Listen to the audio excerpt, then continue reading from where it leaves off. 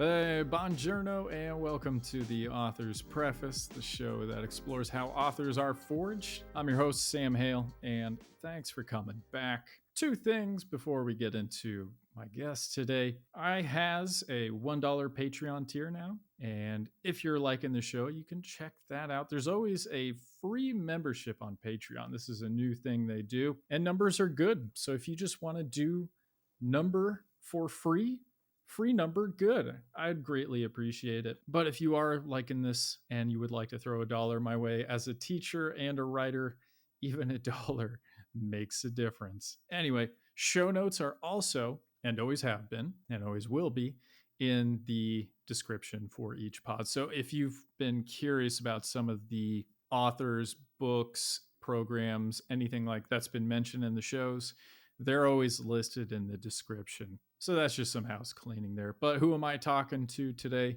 Today it is C.P. James. He writes humorous science fiction as well as a dystopian trilogy. His most notable work is Rocket Repo. That really helped launch him. Hey, I just did a pun. Anyway, CP has a degree in marketing from New Mexico State and transferred to a PGA affiliated professional golf management program. We get into golf, specifically Golden Tee. It's very important. My Golden Tee folks out there will know this is a big deal. It's finally getting the attention and lip service in a podcast it deserves. Worked a great deal in marketing and communication, working as copy editor as well. And we talk about that, how that contributes to writing as well as just prose and the efficiency and overall quality of prose, or lack thereof in some sectors. If you like what you hear about CP and want to know more about him, cpjames.com. He's also on Facebook at author CP James. So what do we talk about? His experience in screenwriting and how that dovetails with novel writing, appreciating the classics, so Hemingway and Joyce and Dickens and all that good stuff, going all the way back to Homer and so forth. These are seminal works. I strongly recommend reading them, not an audiobook, not having a story read to you. Pick up the book and read it. You'll get to see stuff in the prose and the arrangement of those prose that really helps get that second half of your education as a writer. So we talk about those. We also talk about the state of literature as well as writing and the English language. And then comedy and self-censorship. I try and keep the show pretty apolitical, but every so often we dabble into the interesting times we live in. I hope you enjoy the show. I had a great time chatting with CP. We go into a lot of things. So without further delay, I bring you CP James.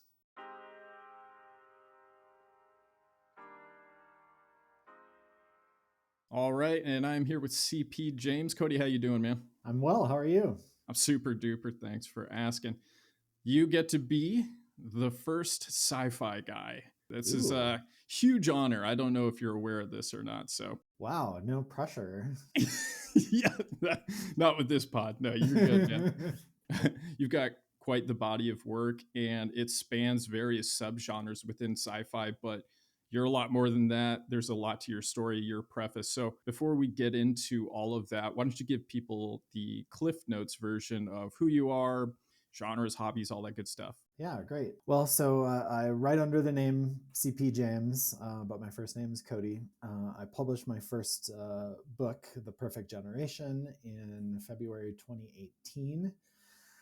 And now have 10 books out. I have, in addition to that standalone, I have a dystopian trilogy called the Cytocorp Saga. And now I have a recently completed 6-book series that's a humorous space opera series called the Reassembly series. And like I said, I just finished book 6 of that series, so currently trying to figure out what comes next there. I grew up in the Midwest in north central Wisconsin, and I'm an only child. And I currently live in Ecuador in South America. Lived here for not quite 2.5 years. I moved here from Oregon. Hobbies have always included golf. I've been a competitive golfer for most of my life. I don't get to do much of that here, but that's okay. I've been filling my life with other things. I love to travel, hike, camp, and just experience interesting cultural things. I love music, movies, video games. So yeah, that's me in a nutshell. I'm self-published. I don't have any traditionally published works at the moment, and my reassembly series, especially, is starting to find a little bit of an audience. So I'm very happy to be here promoting and talking about it. Very cool. We'll talk about that. We'll talk about a lot of that good stuff. Want to get into some golf too. My dad almost went pro, and my claim to golf fame is getting an autograph from Tom Kite. And Nice. yeah, he was actually a really nice guy. Yeah. Him and Jerry Rice were there. Jerry Rice, he can play, by the way. It was impressive. So we're going to get into a lot of cool stuff here, not just the writing thing. I really want to learn about you and your journey. So in order to do that, let's get started with your preface.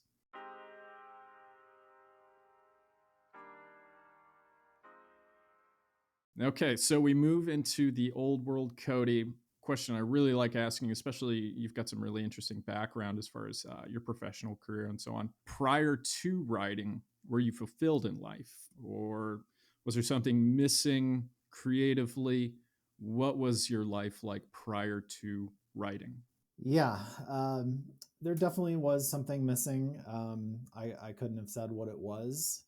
I've always had some sort of creative outlet, whatever it was. I liked the act of creating things. You know, the idea that whether you're drawing a picture, whether you're writing something, starting with a blank page and then filling it with something that came from you and coaxing it into existence. That's always been really appealing to me. Before I actually published, I always kind of had something in the works, whether it was a short story or some poetry or just thinking of ideas. And I've had notebooks, full of just ideas. And so yeah, it's always been a big part of my life. And career wise, I really, like so many people do, I sort of fell into what I wound up doing. I was at one point after college, I went to college for marketing slash professional golf management. Started working in the golf industry, but even like right out of the gate, I found myself having to write press releases for something called the PGA Junior Series that I was doing some work with after college, and so I learned, even though I was a golf guy, I've learned how to write press releases. And that wound up being very useful to me later on when I went to work for Dell Computer in public relations and corporate communications. Anyone who does that does a lot of writing also. So in addition to doing some creative writing in my personal life, I was doing a lot of business writing in my career. And these things are not necessarily a one or the other type thing.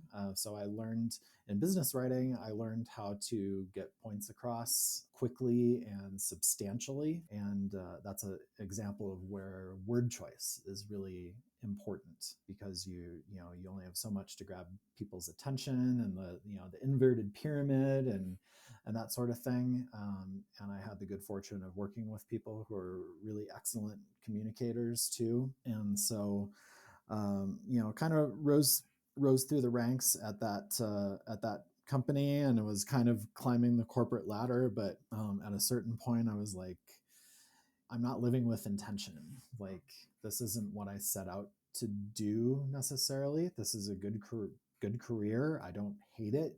I like the people I work with. Communicating on any level through writing is interesting to me, no matter what the context. But yeah, there was still an itch that needed some scratching, and so it happened in 2005, I think. I'd survived a couple big layoffs and didn't survive the whatever it was, the third or fourth one. Found myself out of a job for about 5 months or so. And to draw unemployment, you had to, be constantly applying for jobs, which I was. But I also had a lot of free time, and I used that free time to write what became a still unpublished sort of first book, which was called Undying, which was a book about a zombie written from the zombie's point of view, and which is an idea I still like, but I went back and read it a few years ago. I was like, this probably won't ever see the light of day. Yeah. Like most of our early works. Yeah, totally. But it was around that same time, and actually a little bit earlier, that I took my hand at writing some screenplays. I knew a actual like Hollywood screenwriter, and just loved the idea of that life too. So even before that, I had written 8 feature-length screenplays, and screenplays are all about structure. So I learned story structure from doing that, and I learned hopefully how to kind of have an ear for dialogue. That experience was really what made me enjoy writing cinematically, from the standpoint of having a really tight structure and writing from the perspective of how a director might see a movie. For that little bit there, I kind of want to go into, because I've written a few pilots with a friend of mine. She's really talented at these things. We've done some co-writing, and one of the biggest hurdles for me, I'm a really big show guy. I struggle with tell.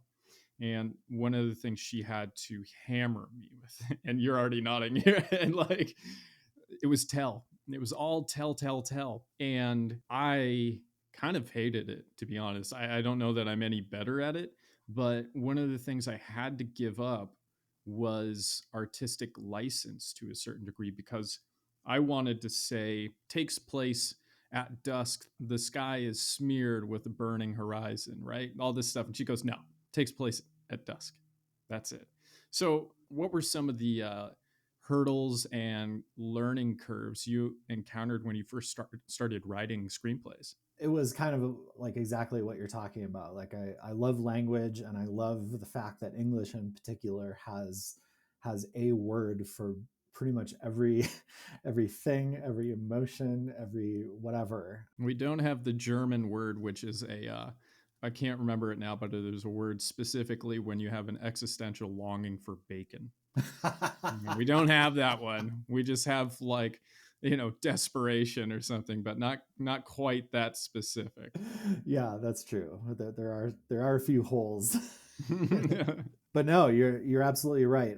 And the screenwriter friend of mine, described it as writing in a box. You have 90 to 110 pages, basically.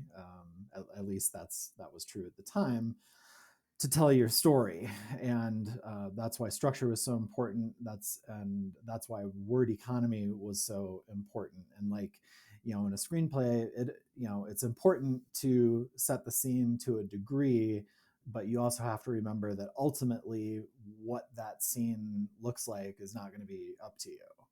So it's an abandoned warehouse. You don't have to go into great detail, because we all know what abandoned warehouses look like in movies. So, which can be kind of liberating in a sense, though. It can be. And now that I'm writing like actual like longer form fiction, it's actually hard to shift out of that, because I'm less apt now, as a result of the experience of writing screenplays and being a student of film. I'm less apt to really write flowery descriptions of places and what people are wearing and that sort of thing. And so it's almost like I moved the needle a little too far in the direction of economy. I find that to be true. I do a lot of copywriting now in my part-time work, and that's always trying to get things tighter and really get to the point. And sometimes I'll catch myself not getting into enough scene detail, character level detail, that sort of thing. So it's a double-edged sword. It's really good for teaching structure and dialogue, and really potentially bad for writing stuff that is really immersive. Unless you're the person who's also making the show, the film. Maybe you can, if you're Ridley Scott, you can take a few more liberties in the screenplay, I suspect. Yeah, I would imagine. Yeah. Yeah, so the unpublished book I mentioned earlier began its life as a screenplay. That was sort of the last screenplay that I took a crack at writing. And even though I was fairly happy with it, I was like, a zombie story from the zombie's perspective needs to get into his head. I need to have lots of inner dialogue and lots of his confusion about why he crawled out of his grave, kind of thing. So I'm like, this doesn't really lend itself to film necessarily, but I think it would make a really good book. And so I turned it into a book. You know, that having those 5 months off where I wasn't working gave me the luxury of spending lots of time in the story and getting into a flow state once in a while, and having 5,000-6,000 word days. So I was like, maybe I could do this, but it's the time thing, because I still have a 40-hour a week job. I still have a life that I want to live. You know, how is this going to work? So so that went into a drawer, never to be retrieved.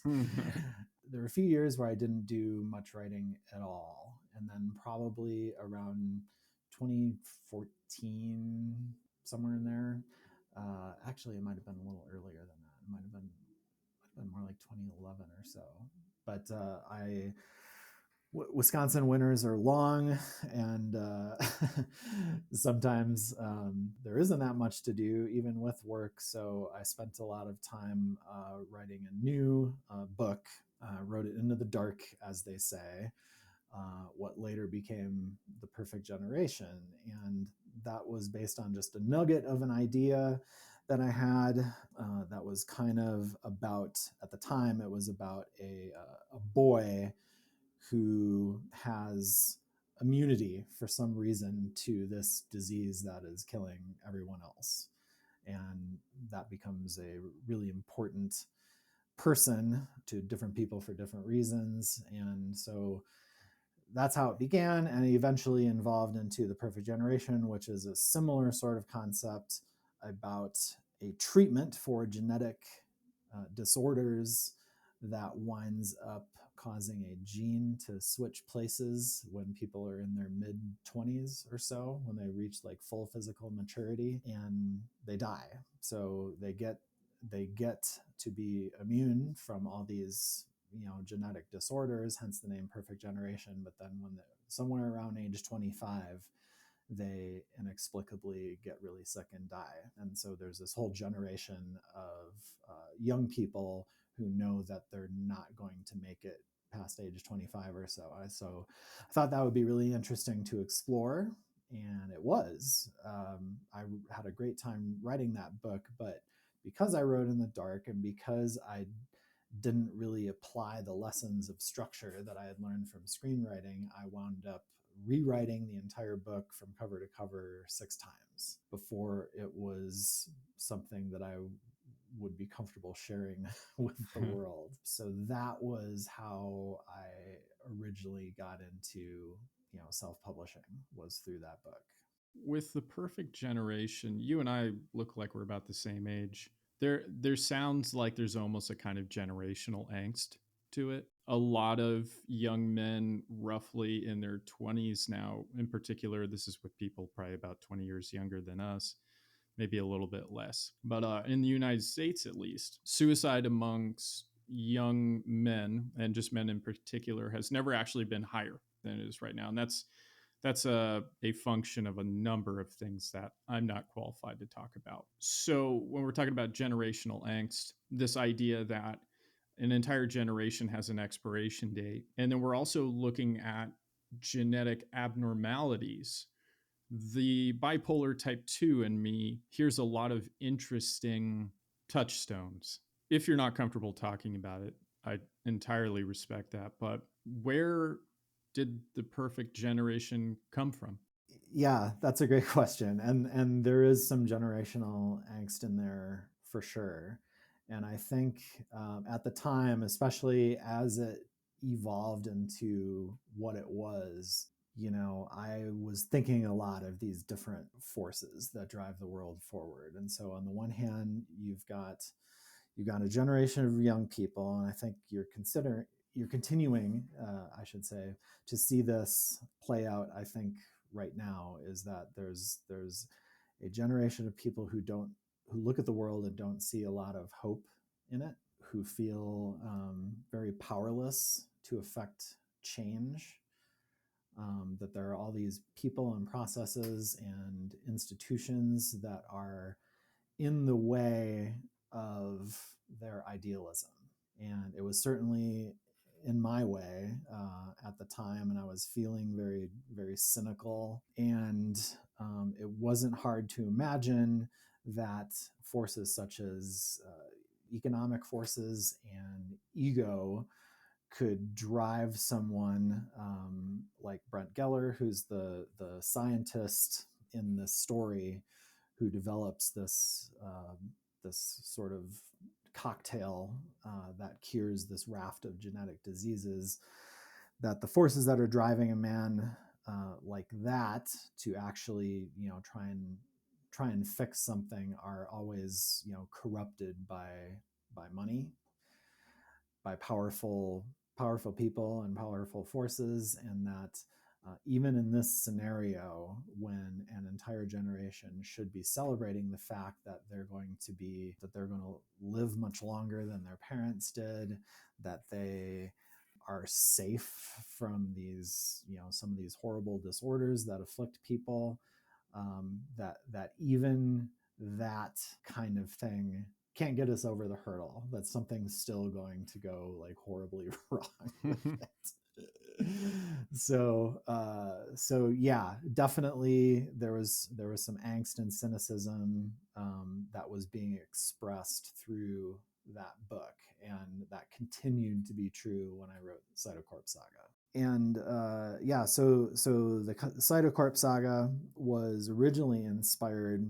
Well, let me just back up. I've always been drawn to science fiction that is grounded in scientific reality, or at least is an extension of current scientific reality to someone who has a little bit of imagination. So that began as when I first saw and heard about something called synthetic biology. And it's this idea that you can create something that essentially is organic, if not like technically alive, through science. And I saw this video of it was actually an artist, I think, in like Australia or something, who created a flower from synthetic materials that would react as some flowers do to touch. Wow. And I was like, that's pretty cool.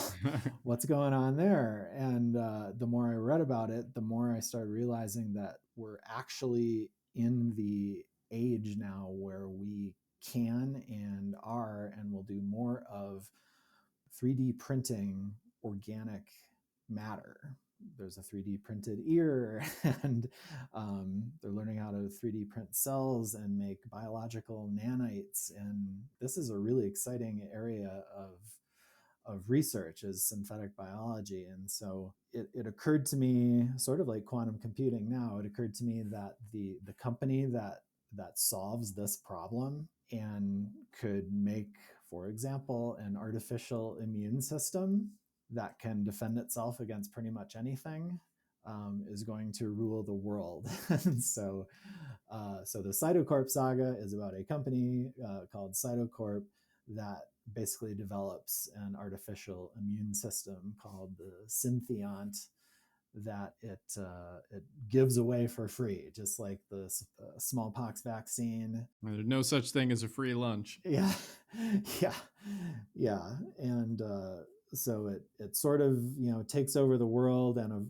naturally, being a giant corporation, there is a bigger end game afoot, and that's sort of what it's about, is set in the future and people are living in these domes, and they have followed this narrative their entire life that they accept as the gospel truth, that there's been this environmental collapse and that they were chosen to be in these domes to be reopened at some point in the future when the environment has healed itself, and that all they can do is just keep shuffling along and continue their existence. And they find out that maybe that story isn't necessarily completely true, and that things aren't what they seem. And so they kind of wind up in a battle against this evil corporation that has taken everything over. But I wrote that during the pandemic, writing a dystopian story during the pandemic when all that is unfolding around you, and a post-truth society, whatever that's supposed to be, is emerging, and there's a general rejection of science. It was very difficult to stay ahead of the headlines, and it turned out to be very difficult for me, especially, to stay optimistic, to not get sucked down into not just the world of the story I was writing, but the world that was actually unfolding around me. And what cynicism I already had going into that just became really toxic. Our mutual acquaintance, Andrew McConnell, called it doom scrolling. Yeah, there was a lot of that. There was a lot of, at the time I called it cognitive dissonance, but cognitive dissonance is when you're not living according to your values, as it turns out. It was more like just a failure to accept that reality. Like I couldn't wrap my head around, there was this global pandemic that was ruining everything, and science came to the rescue, and they're like, here you go, here's our way out of this. And there were lots and lots of people who were like, no thanks. And also the earth is flat. Yeah. Just going to throw that in there. Yeah. And people saying that things were true, which were very provably not, like the flat earth thing. And I'm just like, this doesn't make any sense to me. And so it was like my mind was in a constant state of trying to figure it out, at the same time kind of wishing that wasn't how things were. And my mental health really, really, really suffered during that time. And I threw myself into writing the book, because at least that was a world that I could control. Mm-hmm. That was something that I had influence over. My marriage was really suffering at the time. I was freelancing. I wasn't making any money. And so the books go to a reasonably dark place, but they end on a more of an up note. And after writing all that, I was ready to do something a little bit lighter. So the story that I had very loosely in my head was just the idea that a Han Solo type character who had a hand-built starship that he was really proud of got stolen and taken to an intergalactic chop shop, and the pieces of it were scattered through the galaxy. Every book was going to be him retrieving another part of his ship. And so I called that first book Rocket Repo, was going to call the series Reassembly. But as I wrote it, it occurred to me that this could be about a little more than just that. That was a clever enough premise to hang a story on, but I'm like, so he goes to all these places. What is he going to do? What sort of adventures is he going to have? And how has he changed as a result of those adventures? And so it became about a little more than that. And people kind of responded to it more than they did that first trilogy. And so I just kept trucking until the whole story was told, which it only recently has been. I want to just briefly mention too that for the Reassembly series, the title names are fantastic. Ship Happens was my favorite. Yeah, covers are so important.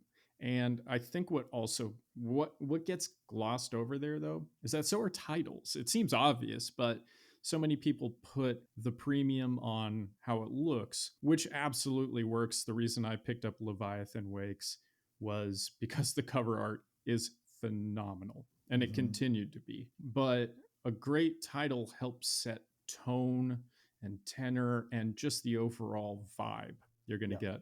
So when I saw Rocket Repo and Ship Happens and everything, I thought this is going to be fun. Like you said, a Han Solo kind of journey, and that's exactly what it is. And it was just great. I really enjoyed it, and just it's also refreshing, like you said, to have something that is having fun, because with things like AI and the informational apocalypse that alarmists are wagging their figure to finger in their face and saying it's coming.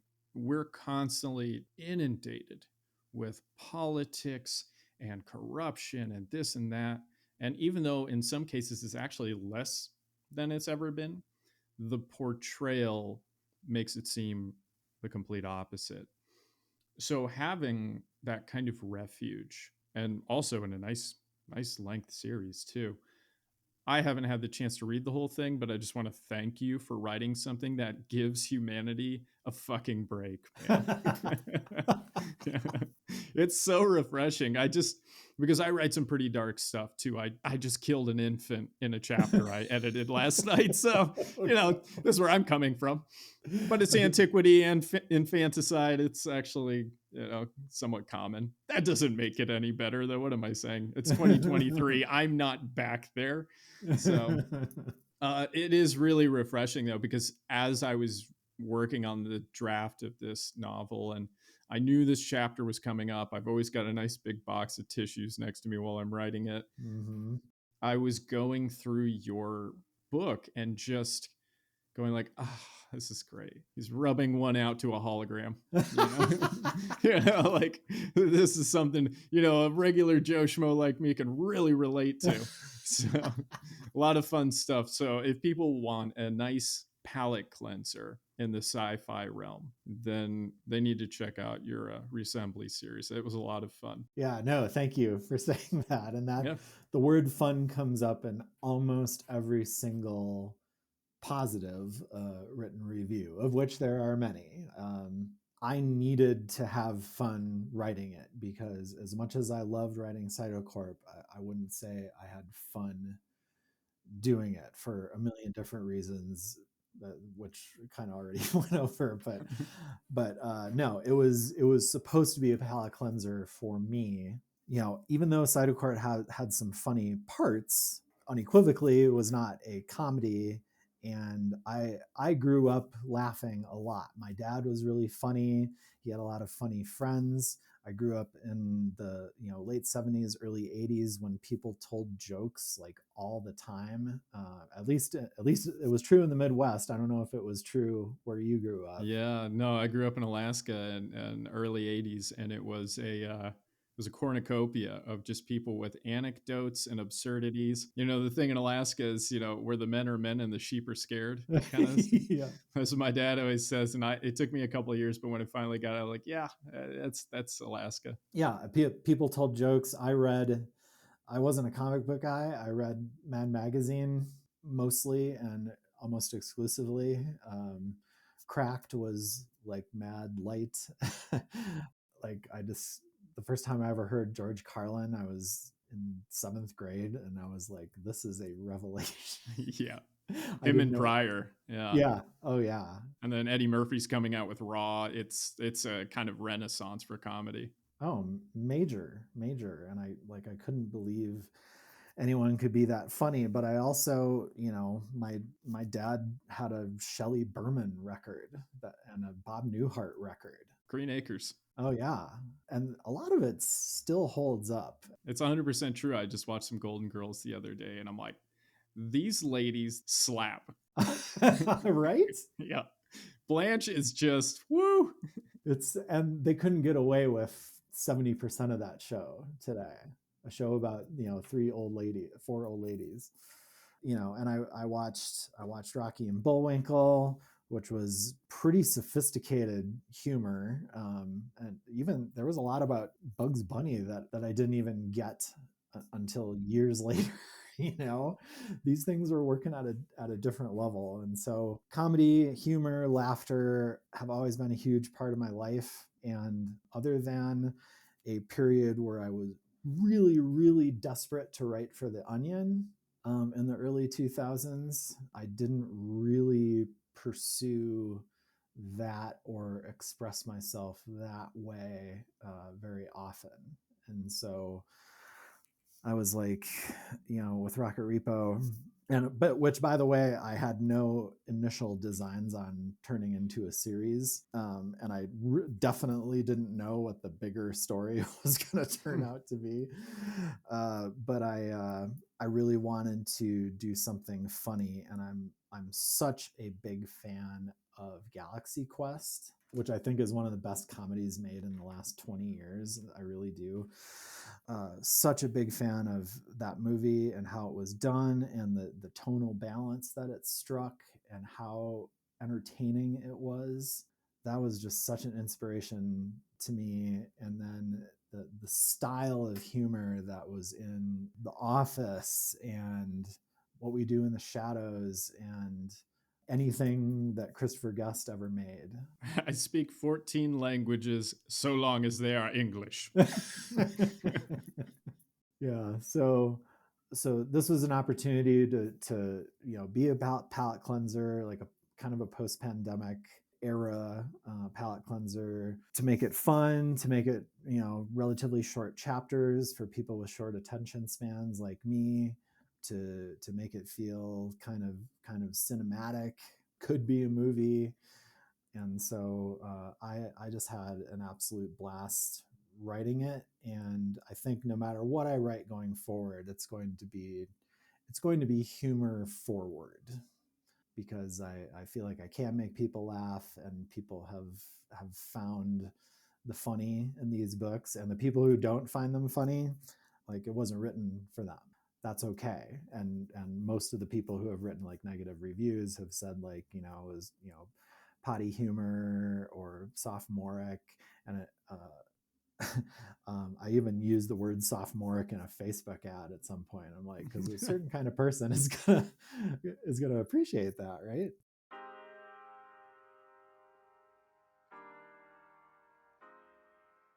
So we've already talked about societal, civilizational inspiration to a certain degree, and I'm sure there's more of that. But in terms of books and authors, pivotal events in your life, what inspired you? Or more specifically, what inspired you and your work? Well, I grew up doing a lot of reading. The stuff I read was more on the fantastical end of the spectrum. So A Wrinkle in Time, Encyclopedia Brown, Hardy Boys. I read a lot of classic sci-fi, Bradbury stuff. I'm reading The Velt right now with one of my students. And Oh, really? yeah, I've never had a chance to read it, but we're really enjoying it. And the parallels with how children and adults, for that matter, get spoiled and, quite frankly, intellectually lazy as a result of technology. Right. I don't think I could have picked a better time to read this. Oh, I know. And so much of that stuff has turned out to be really, really prescient in various ways. Yeah. Tragically so. Agreed. I remember I was probably like 11 or so when I read 20,000 Leagues Under the Sea and Journey to the Center of the Earth. And Jules Verne has a really distinct style that he writes in. And I found that I was really good at like parroting that style. Like I was highly illiterate at a pretty young age. And so I always had an appreciation for language, but I especially had an appreciation for authors who had really distinct voices. Jules Verne was a great example of that. Kurt Vonnegut's another one. So I liked distinct styles. I liked reading about impossible things and faraway worlds and creatures and aliens and princesses and all that good stuff. But as much as I did read when I was younger, once I sort of got into movies, I no longer read as much. Visual storytelling really, really appealed to me. And my suspension of disbelief was so willing and eager that I would walk into a movie like, say, Karate Kid when I was, 10 and walk out feeling like an absolute, like $1 million, like I Mm. could kick anyone's ass and like, I could rise up against my bully. That sort of thing. And I, more often than not, I walked out of the theater just feeling so good and thrilled and inspired. And I watched the movie. There was this movie called Daryl. It's like from 1983 or so, and it was about a kid who was a super smart robot who was developed for military purposes, Kind of a sleeper agent. He's just a kid. Don't worry. something like that. And he sort of gets activated, and And this is still the Cold War too, so I'm sure there oh, was all kinds of totally. fun. Yeah. Totally. Yeah, but I was like, I was so inspired by this like robotic super smart kid Mm-hmm. who could do anything. It explains a lot, thinking about it now. But but yeah, that was all really inspiring. And then I remember going back to golf. I grew up when Payne Stewart was a very, very famous personality, and he was this golfer who dressed in old school golf clothes like knickers, driving cab or tam o'shanter style cap that he wore, and he wore really fancy shoes with sometimes with like gold little tips and accents on it. It was very, very stylish guy. And at the time, I didn't really understand why he would do that because no one else was dressing. Tom Kite wasn't dressing like that. Mm. Um, and my dad opined that he thought it was so people would have a really strong connection to remember him. It's like, oh yeah, Payne Stewart, the guy with the knickers, and that's almost sort of true today. And that really, really stuck with me, that if you are distinctive in some way, people will remember you. And maybe if you're distinctive enough on a broad enough level, then you'll have something that, survives beyond you. And so that really, really resonated with me. And so, ever since, I've had this obsessive need to be original and to be a little different and kind of do my own thing. And so that's why it's so delightful and gratifying that people have found something that they enjoy in these books, because there aren't too many others like them. There aren't too many people writing humorous science fiction in the first place. What's the through line when you look at your reviews in the aggregate? What seems to be the kind of narrative or emotional through line that people are finding so enjoyable in your work? Yeah, well, fun comes up over and over and over. And I think that's a combination of, short chapters. Even though the stakes are high, the way people interact with each other is still fairly lightweight, often smart alecky. And so it, even though the themes that are playing underneath the surface are kind of big and the stakes are really big, you're not necessarily constantly reminded of that. And people are still trying to find the humor in even, dire situations. And that's my tendency. I probably have cracked a lot of jokes in my life at inappropriate times, but I also think that that humor is our only defense against the darkness sometimes. And so a lot of the people who read my work are probably, like most everyone else, they're probably beset by troubles of some kind or another, and they can't get over what's happening in the world, or they can't get over what's happening inside themselves, and they want to escape, but they want to do it in a way that isn't necessarily, watching some classic comedy or something, maybe, mindless. They want to maybe think a little bit, but they mainly just want to laugh and go to another world for a little while, and that's really all I'm trying to do. So People respond to the fun, they respond to short chapters. My longest chapter is probably about 2,200 words, maybe like a 15-minute chapter. I'm reading a Neil Stevenson book right now. I finish one chapter. It's like, and my Kindle says 2.5 hours. Yeah. And you've made it 2% through. What is it, like Across Seven Eves? I'm reading it and just thinking like, oh my God, I love epic fantasy. And this is, hard sci-fi. Yeah.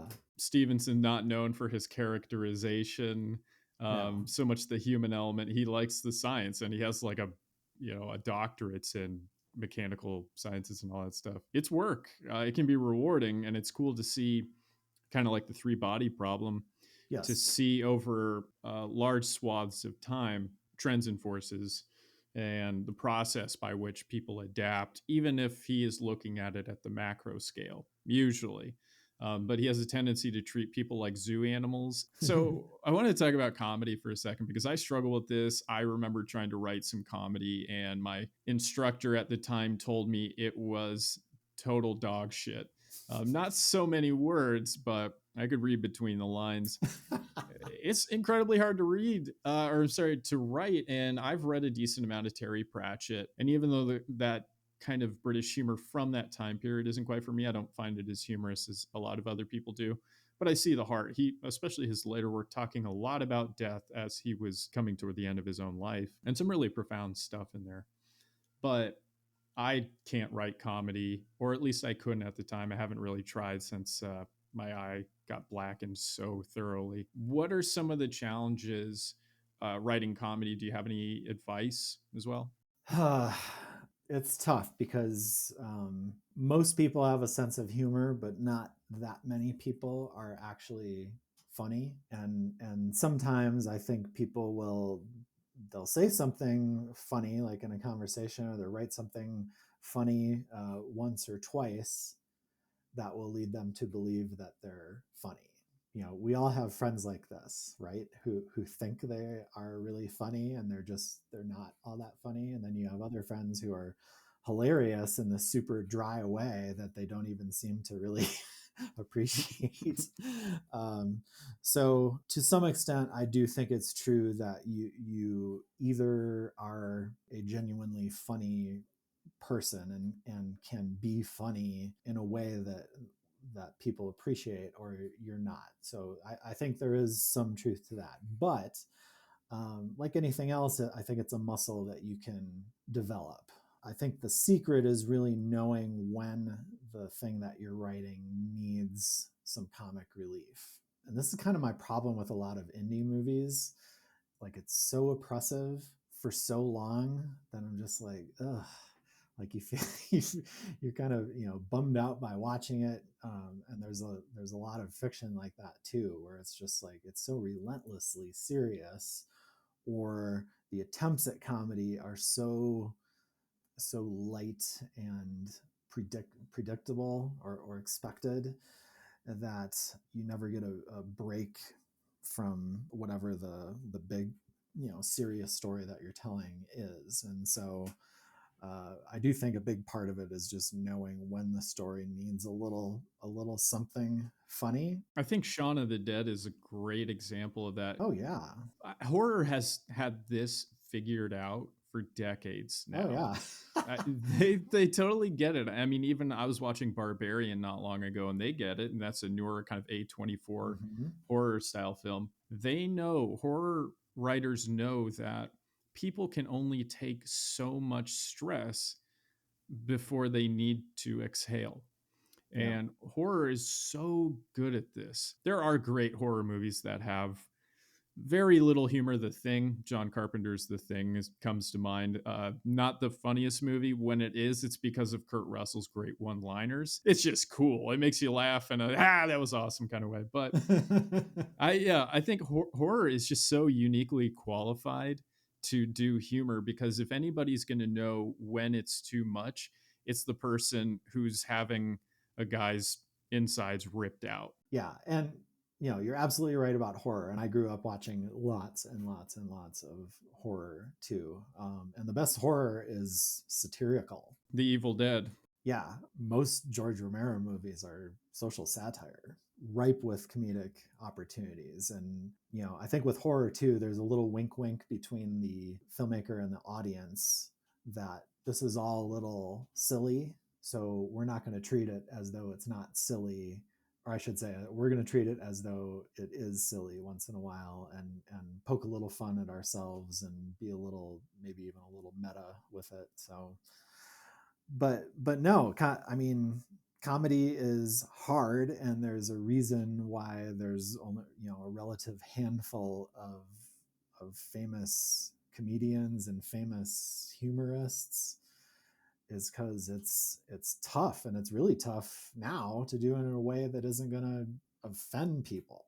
Yeah, exactly. That's the worst casualty of the current climate is self-censorship. And I'm guilty of this. In Mm-hmm. my own writing and just in my own day-to-day interactions, I find myself being far more sanitized than I ever thought I would. And it's a little death here and there, death by a thousand cuts at the Mm-hmm. macro and micro level. 100% agree with you. Yeah, and that's a tough road to be going down, is where you're second guessing yourself. Oh, should I take that fuck out of there? Yeah. It doesn't really need to be there. And I hate for people to think that it's full of swear words when it isn't, when that isn't really the case. So, well, I'll just, but I think the more you're pulling those punches and not being authentic to yourself or the story, you ruining it for your best audience, and then you're kind of ruining it for yourself too, because if what you're writing isn't an authentic expression of you, you're doing it for the wrong reasons. So yeah, I really try and not censor myself very much. And like the scene you referred to at Laguna Lux Mall, where my main character Getty Starhart is pleasuring himself to a hologram, that doesn't have to be there. It doesn't really necessarily move the story forward, but it reveals character. And in that particular case, if you're a 38-year-old man stranded alone on a planet, and your only female companionship is a sexy hologram at a like perfume stand at the mall, well, Any port in a storm, right? yeah, exactly. Uh, Exactly. You're gonna change your habits a little I bit. think a lot of people judge at a younger age, but as they grow older, realize I'm only a few desperate years away from being a very different person. And I'm not just talking about sexual proclivities, but our Yes. behavior as a whole. I think humor is able to reveal that kind of time bomb comedy. It's a generational thing almost, where as you age, it has to decant. We'll put it that way. Yeah. And as you get older, you come back to those scenes periodically and realize that your sensibilities have changed such that this went from being crass to relatable. Yes. And that's a tool in the comedic arsenal toolbox. I should say that I'm not sure. Maybe I'm not schooled enough, but I'm not sure many other genres have that tool at their disposal. No, I agree. And even even like serious lit fic type stuff, you'll occasionally, there'll be some good jokes in there Mm-hmm. once in a while, but they don't, if the story itself is really super grounded in reality and the subject matter is fairly heavy,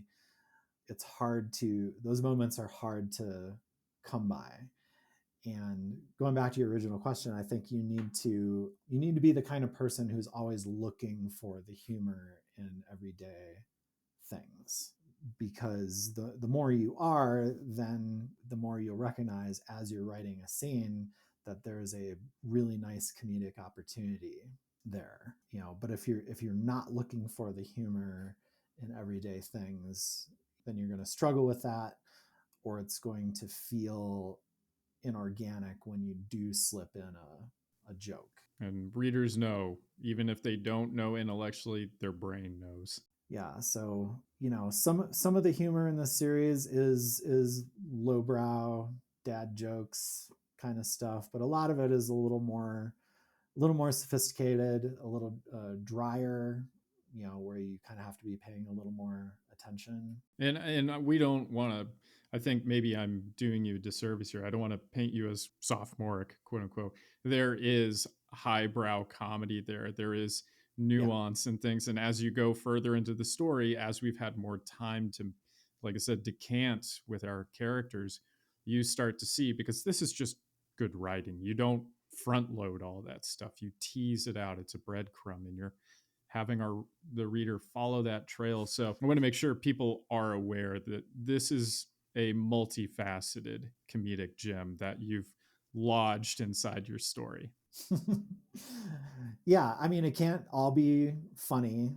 Getty's had kind of a tragic life, and he's faced a lot of challenges, and he's done a lot of things he's not proud of. Humor just happens to be his way of kind of dealing with all of it. And there are some parts in book 6 where things get a little bit heavy, and he can't get out of it just by joking about it.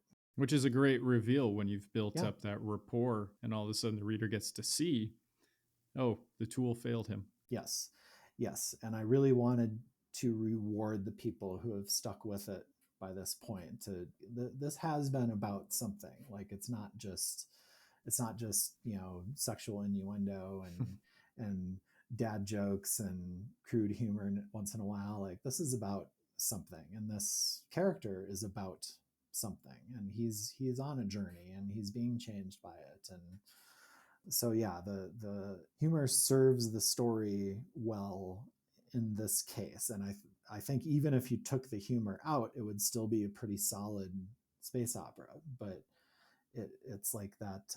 It's the cherry on top, I think, is the humor. I've always been a fan of Stephen King for a million different reasons, a lot the same as many authors as well. But I was really into Clive Barker for a long time, because going back to being distinctive, that guy is distinctive. I don't think anyone has written horror that went to the same places or was done with as like deeply literate treatment as him. The movies that have been made of his stuff have been really unique, I think, in the horror film genre. Reading like The Great and Secret Show when I was 14 or 15, I was just like, holy shit, this guy is working at a really unique level. And he's almost like the Edgar Allan Poe of his generation in some ways.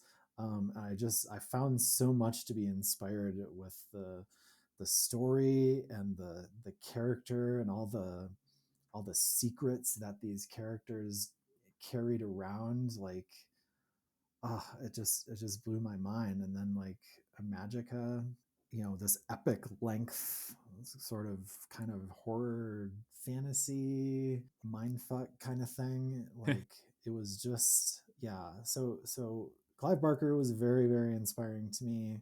Peter Straub, but it was really film that seized my imagination and helped me connect powerful visuals to some of these stories, which I wasn't necessarily great at doing myself when I was younger. So, like, when I saw Alien for the first time, I was probably like 8. I shouldn't have been watching it in the first Same. place.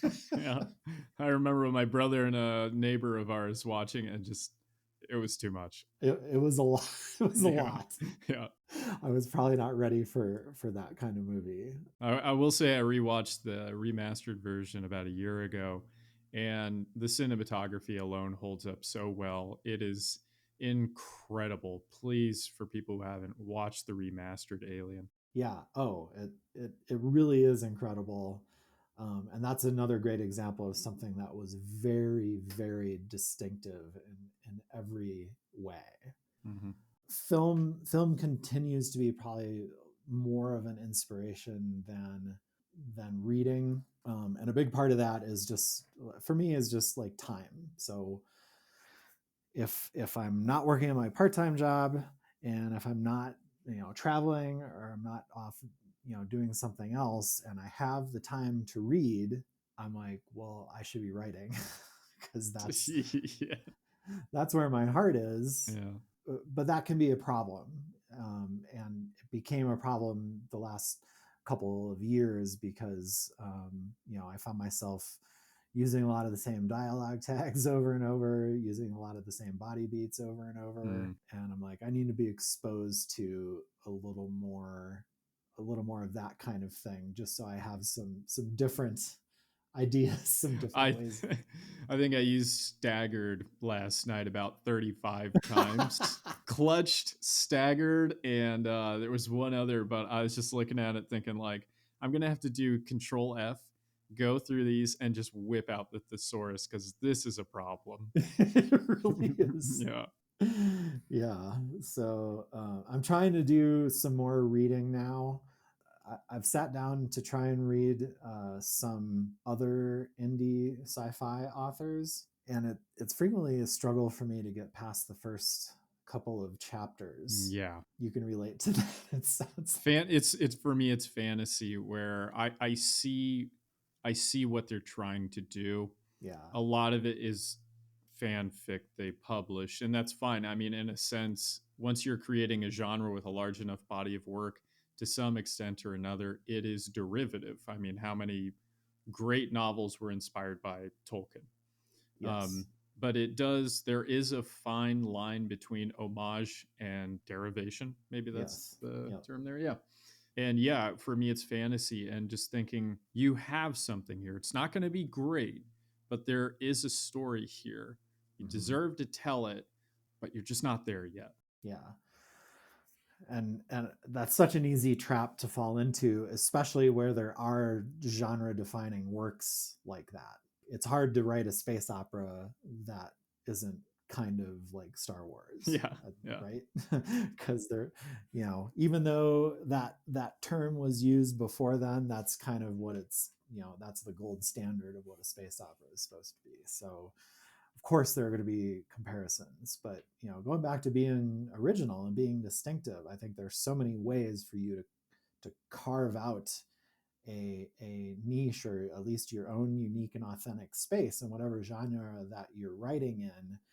That if I get a couple chapters in and I don't get the sense that that's what they're trying to do, or there's nothing especially distinctive about it, like it's workmanlike, it's serviceable, I understand the story situation kind of thing, but if there's nothing for me to grab onto in terms of the prose itself, or in terms of its rhythms, or the really unique tone, like I'm probably not going to be all that interested after the first couple of chapters. And so I'm going to go back. I'm reading the Neil Stevenson book, Seven Eves, right now, but I'm going to go back and read a few of the classics, some Bradbury stuff, and maybe some Asimov stuff, and reconnect with that, because I think the writing was at a higher level, because I think literacy was at a higher level at the time. Absolutely. Education in general. I mean, what did Asimov had all kinds of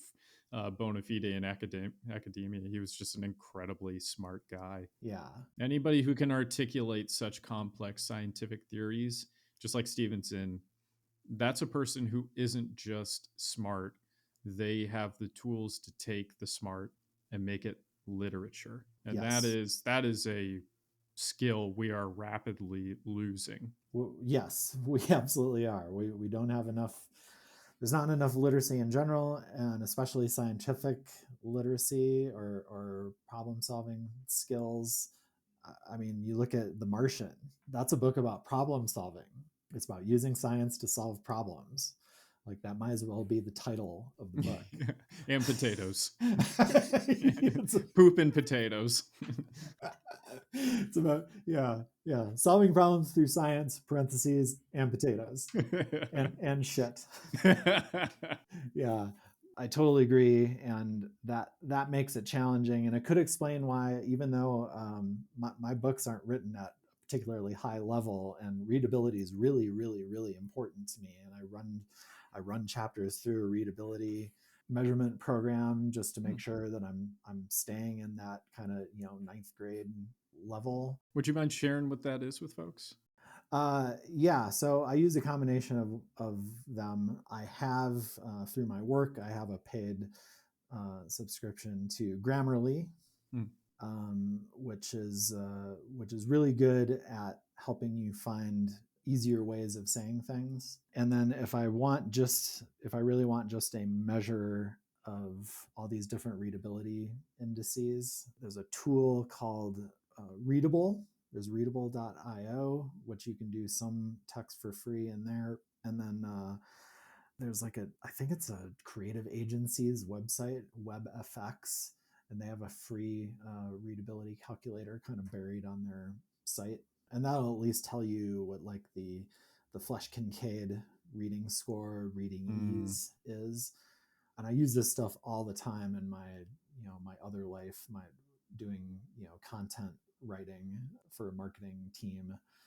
uh, is making sure that I'm staying readable, because if I don't do that, then I will start using $10 words. They're delicious, but oh, I it's love them. sinfully delicious. I know. Semicolons. I've always heard that a lot of like the Lexile score for students is graded based on semicolons, which if that's the case, I am fucked.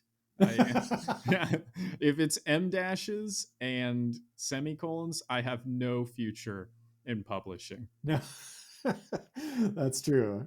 That's true. I It's, use I use a fair number of M dashes. I I don't love them use. though. You use them for internal dialogue in a way that I haven't seen people do. Which why don't you describe what you do, because it's really interesting how you interject in internal dialogue in a way that I think is more appropriate via M dashes. Yeah, well, my main character, Getty Starhart, has an alien who lives in his head, a microscopic alien who can talk to him, who he can talk to either out loud or just inside his head. And a lot of the story is about that alien who's named Eli, where he came from, what he's doing there, that sort of thing. This plays into the arch narrative. Anyway, um, so one of the devices I was going to be using over and over and over was Getty having a conversation, an internal conversation with Eli. And so I was like, geez, how am I gonna do that? Like, I can't put everything in like quotes because he's not talking out loud, but I also have to make it clear that this is a conversation that two fully fledged characters are having inside one of the characters' heads. And so I think in one of the Facebook groups is that I'm part of is Ask a Book Editor, which is really, really useful. And so I outline the situation. One of them actually remembered reading a book where something like that was happening. Mm-hmm. And he suggested setting apart that dialogue starting with an M dash, so the reader knows that we're entering another little like side conversation, and then having the main character be just in regular text, and then the alien character be in italics. And so that was the device that I used through the whole series for when Getty and Eli are having a conversation in Getty's head. It's such a simple grammatical vehicle, but it worked so well. And I loved it because I was thinking about it, comparing it with Frank Herbert and the sheer amount of internal dialogue that Paul and everybody, Jessica, everybody is experiencing, and thinking, Herbert really could have used this. This would have been pretty handy. It's pretty cool to see how adding a line and slanting letters. Yes. What you've done is a ton of heavy lifting with hardly any work involved. And then you can just rely on your readers to understand where the give and take begins and ends and how they're passing that ball back and forth. yeah, turned out to work really well, and it continued to work when I had even more than two characters having a conversation in Getty's head, which happens later on. I was Hmm. like, oh, I'll make this one bold. So Yeah, it's yeah, I do that too. I have yeah. gods in my book talking, so they're always hot and bold. Yep. So, but I also use M dashes a fair bit just in running text because it's such a useful way to set apart an independent clause within a sentence without using semicolons. Right, we're on such the same page. It's so encouraging to hear this because Oh, good. I catch so much shit, Cody, for all the M dashes and semicolons and dependent independent clauses. And when I try and tell people, you probably have heard this and said this and know how this sounds, but like that's my style. Okay? Yeah. Like that's my voice. I don't want to read cookie cutter prose. I grew up with some, but I was also blessed with amazing writers like Brian Jakes. He was amazing with the Redwall series. He did not write to the lowest common denominator.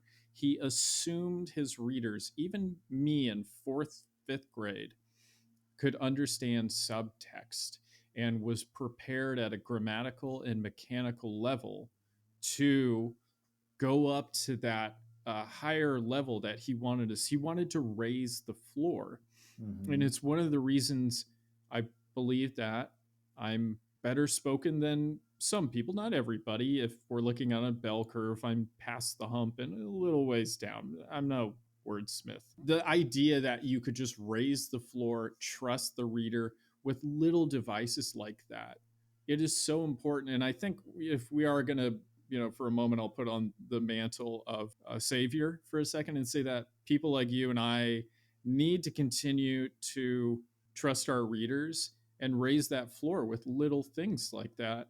Because if we don't, we can continue to expect more of the watered down prose that, for whatever reason, a lot of times somebody knows somebody, make it big time. And I don't name names, but I have read major releases at the trad level that were written as though a middle schooler was taking their first crack at fantasy and mystery and stuff.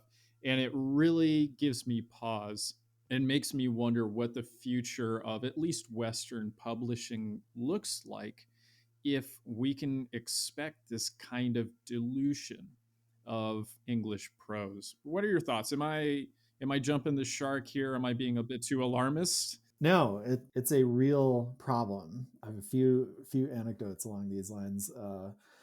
One is a lot of my career was spent working in higher education.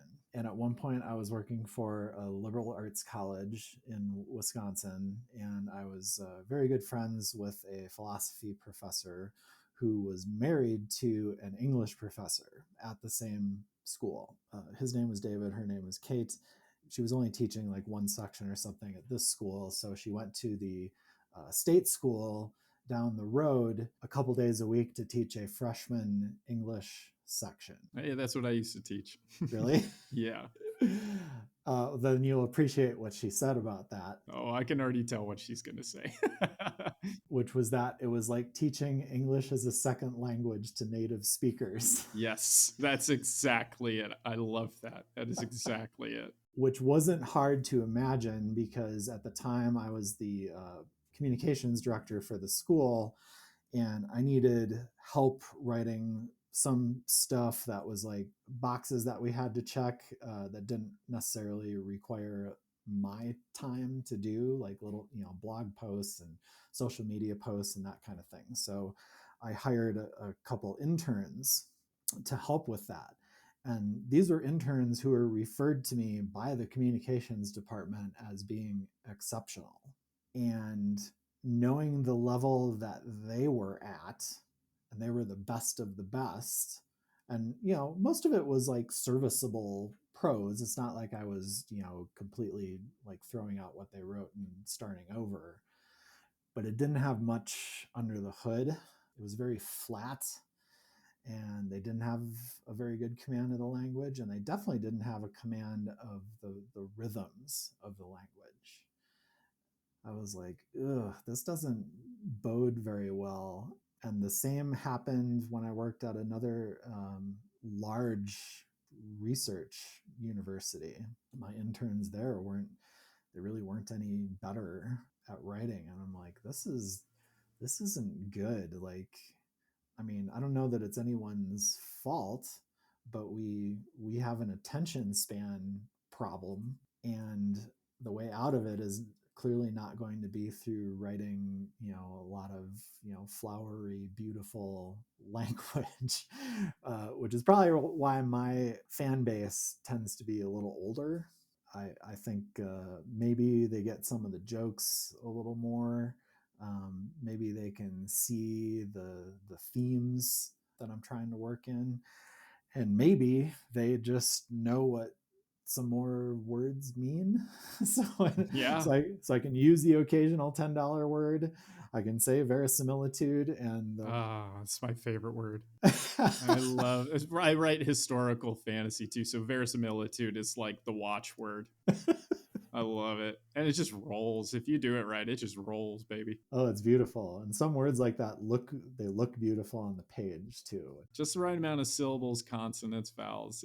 It's a treat. Yeah, but you can't overuse that stuff No. because it is going to stop people sometimes. It sounds really good on a panel, it Yeah. sounds really good. People go, "Oh wow, this guy. All right." Oh, 4 syllables. Yeah, as I take out my champagne glass and just start sniffing. So yeah, no, I think we definitely have a major literacy problem, and then attention spans and just the pace at which media in all its forms moves is such that if you're writing anything, whether it's a blog post or a book that is not really accessible and can't be consumed with speed, you're going to lose that attention battle. And it's really worrying to me. I just posted it on Twitter. Nobody looks at this stuff because Twitter isn't for learning. No. More deep conversations. You can't go into like Plato's The Republic with 240 characters. You just can't. No. Many have tried, many have failed. But I feel bad for a lot of these kids because I have 10th graders who don't recognize the confusion over a and articles. These are adjectives. They designate whether there's plural or singular. A and is singular. And the confusion over how if a word ends with a consonant and begins with a vowel sound, not the letter, and same with consonant sounds, not the letter, because PH can make a F sound too. So we need to be very specific about that.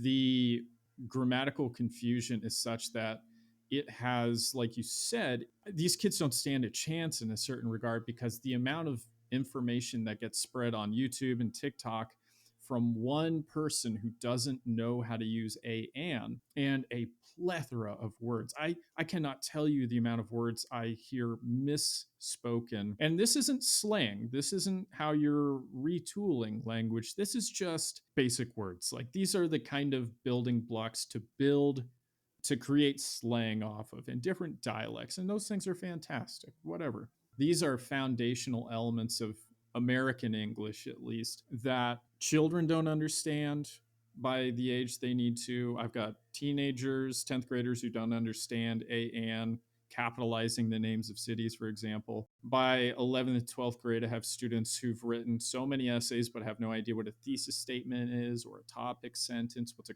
controlling idea.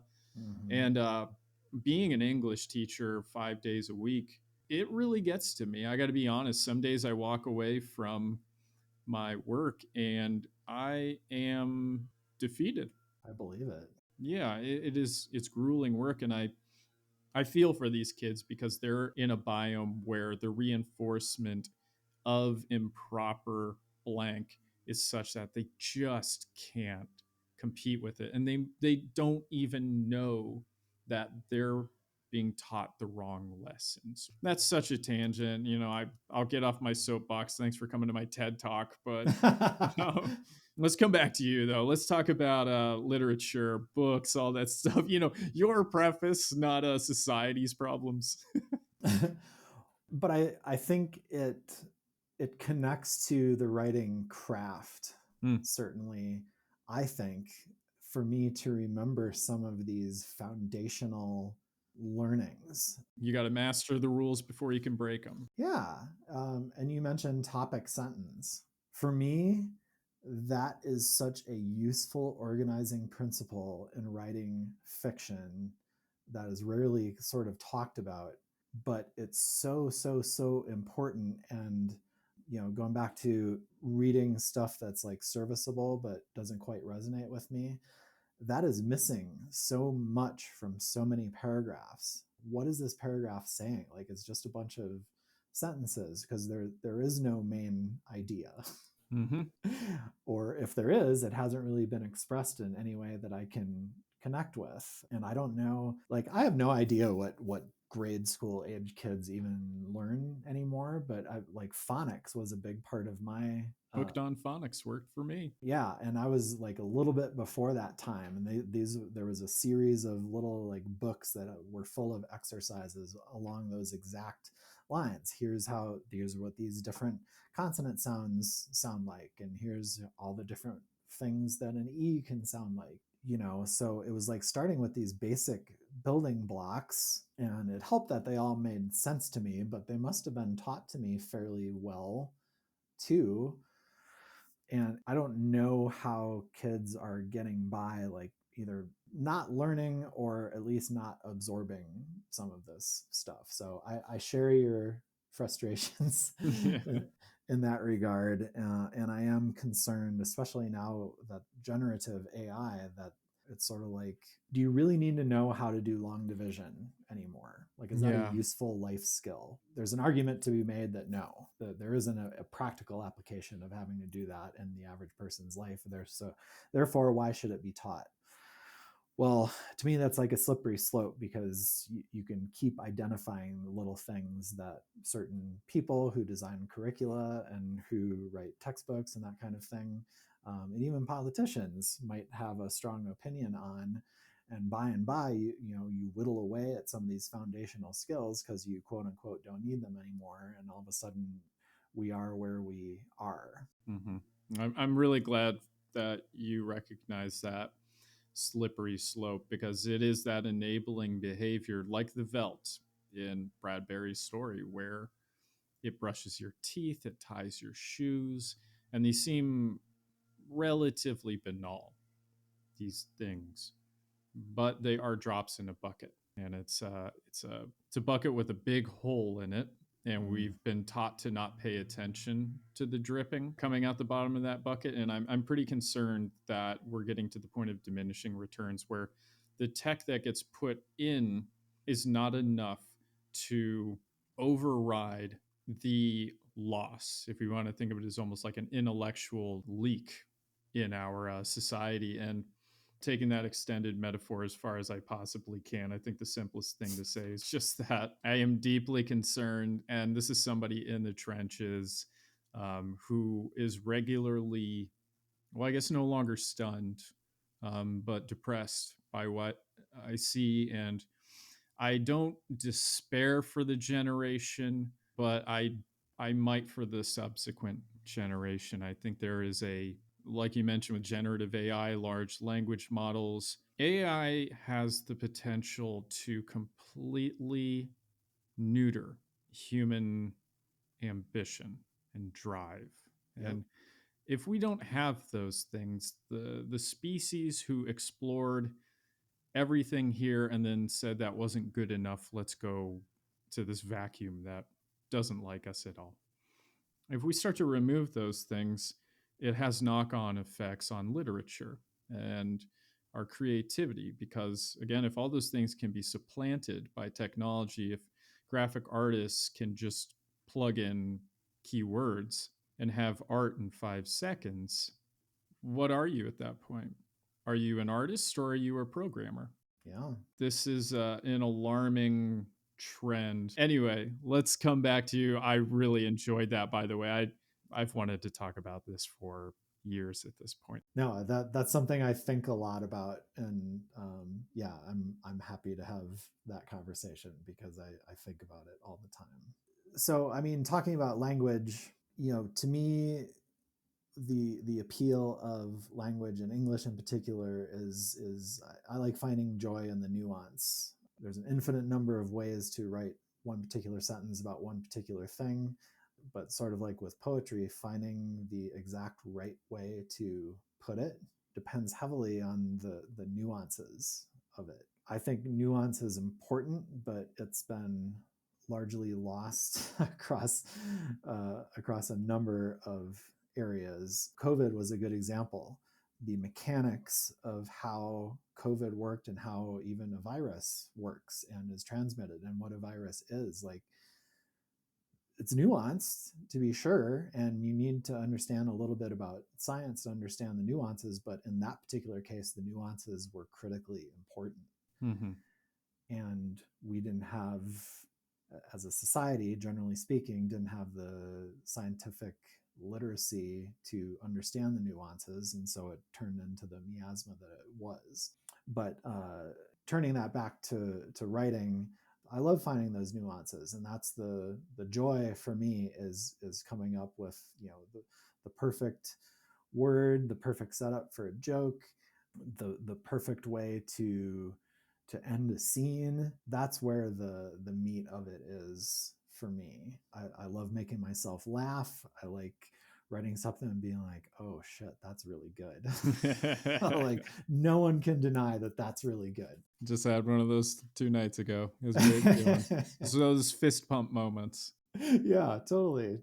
So, but one of the interesting things about living in Ecuador for me has been learning that even though the nuance is important, the big idea is also really important. So my Spanish is okay. It's a little beyond what I would call transactional Spanish, which is where I would have said it was a year ago, which was just kind of getting by from day to day.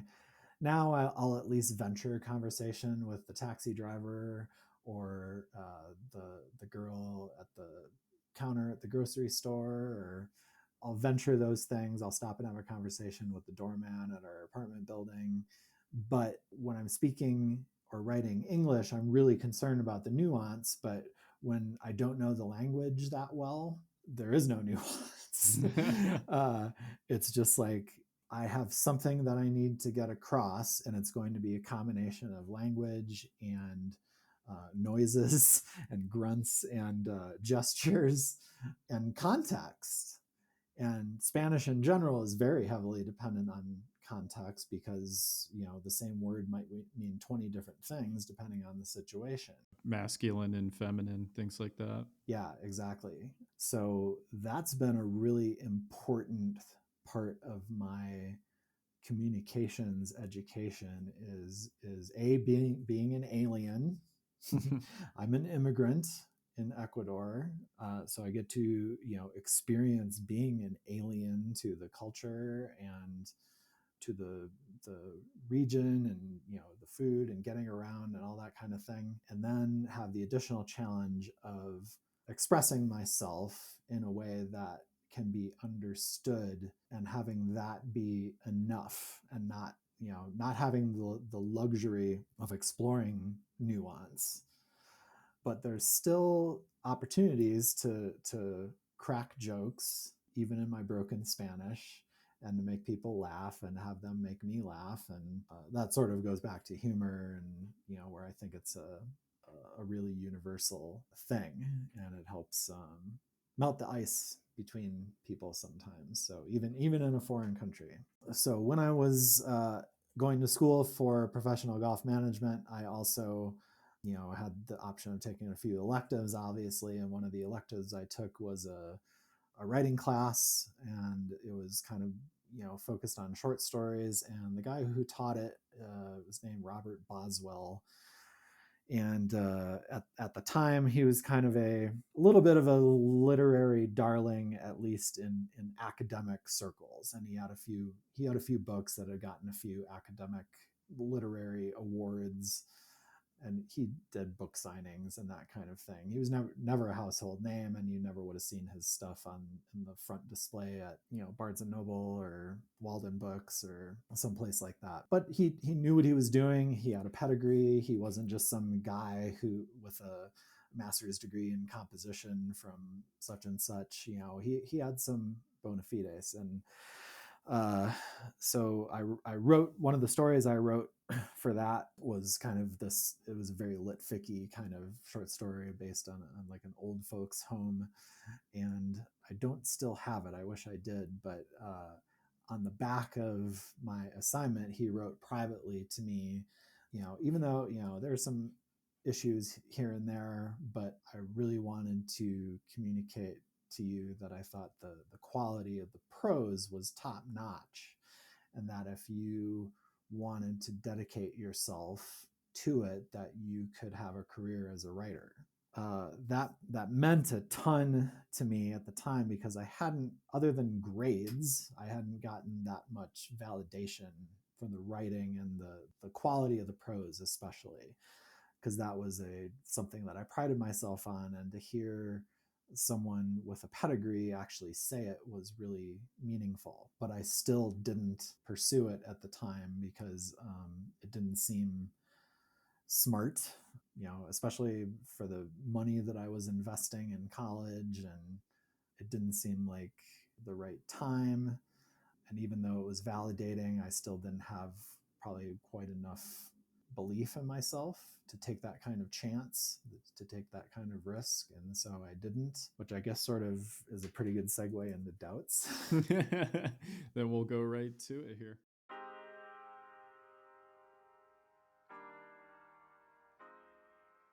All right, doubts, obstacles, taking writing seriously. You got a great letter. Lucky enough to have one of these two, but that doesn't mean we've arrived. So you're going into these writing classes. They're kind of an aside, but it sounds like there's something here. Was there anything, even after receiving that letter, that validation that was keeping you from taking writing seriously? Yeah, well, and it's the same thing that I've heard some of your other guests talk about, was that, at least in the area I grew up in and the people I grew up around, being a creative of any kind was not really considered a career choice or a professional pathway. And I remember my dad saying once, whatever you major in, make sure you are a something. Like, yeah. Like, not that you got a degree in philosophy or English or something like that. If you want to major in English, that's fine, but graduate with the credentials that you need to be an English teacher. My dad's was always, well, how are you going to make money? Yep, which I get it. That's a really, really legitimate concern. Especially coming from their generation. Yes, especially. Yeah, you're absolutely right. And they grew up in a generation where, that's what you did. You went and found a company, and you worked your ass off, and you stayed at that company for 25 years, and you got a gold watch and a pat on the ass and golden handshake, and then you go home and watch Death of a Salesman and yeah. wonder, what the hell did I do with my life? Yeah, no, exactly. And yeah, so it was a lack of encouragement, and that's not pointing the finger at anyone. I don't think anyone in their right mind would have encouraged someone who, especially someone who had a lot of other skills and a lot of other things going for them, to be a writer. Like, there's no reason to encourage me to do that. And honestly, at the time, talking about doubts, I still have a really thin skin. I think that's mostly a good thing for a writer to have, because if you're thin skinned, it means you're probably reasonably in touch with your emotional world, at least on some level. And that kind of, sensitivity can help you write better dialogue and write better characters and more richly drawn characters and situations and themes and that sort of thing. But that's entering a profession where everything I read at the time, and I mean everything, was talking about query letters, and that so and so super famous author, whether it's Stephen King with Carrie or somebody else, that they're writing dozens and dozens and dozens of query letters and getting an equal number of rejections, And maybe once in a while someone will read it, will be like, this isn't right for us, but you should keep doing this. Like, and that was like about as good as it ever got. Was the impression that I got, was that it was, you were consigning yourself to years and years of rejection. And for someone who needed a lot of external validation and encouragement, it just didn't pencil out. It didn't make any sense as a thing to do. So it wasn't that I doubted my own ability. I've always been pretty confident, and I feel like I could write anything. But connecting the dots between being able to do that and having a viable career, well, I took the middle ground, which was having a career in communications, where I'm still getting to write. I can be a tiny, tiny little bit creative every once in a while, but for the most part, I'm using my writing skills to advance a business objective that is not my business. So that's how I kind of fell into that, and that's where that doubt led me. And I was almost a theater major. I got talked out of that. In my 20s, I started struggling with depression and anxiety, and that led to a lot, poor self-esteem and a lot of self-doubt on top of it. And so it was just like I got further and further from this thing that you know, that my heart really wanted to be doing, but that I deep down felt was impossible. And so when after I successfully wrote the screenplays and wrote this book that I put in a drawer, and I had this other idea, it was shortly after that I became aware of self-publishing as an option. I was dimly aware of it, but I had the impression that it was kind of for people who couldn't hack it in the trad publishing world, and that it was kind of associated with people who they wanted to write a memoir, or they wanted to write the story about their grandma who had this crazy life, and they just wanted to be able to have their friends and family read it. And so they uploaded it to some platform, and that was that, and that's all they wanted to do. But the 20 books to 50K group, which Michael Anderle and Craig Martell started, really exposed me to a different way of thinking about indie publishing, and that trad maybe wasn't all it was cracked up to be. And at the same time, you're seeing people like Justin Bieber and Taylor Swift become known because of a self-publishing platform of some kind, YouTube in their case, that might be a viable path to not just having a career, but to finding an audience and finding a niche that you could write in. It kind of guaranteed that you were going to get published and that someone was going to see your work. And so that's a very supportive community, as I'm sure you know, and others have talked about. Lots of great information there. So that having that, and having been to the conference and met a bunch of like-minded people who are kind of going through some of the same struggles, that really helped put me over the top mentally, in terms of like, okay, I can do this. I have a viable book that I can put out there, and my expectations weren't super high about it, but maybe it was going to put me on the map a little bit. That's what really helped me get over that hurdle of self-doubt, was just seeing what others had done and been very successful at, even in indie space.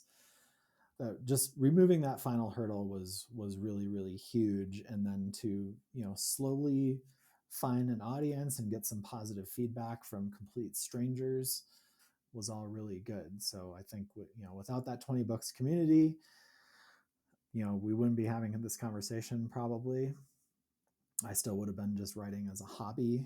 That indie community around 20 books really helped get me over that hurdle.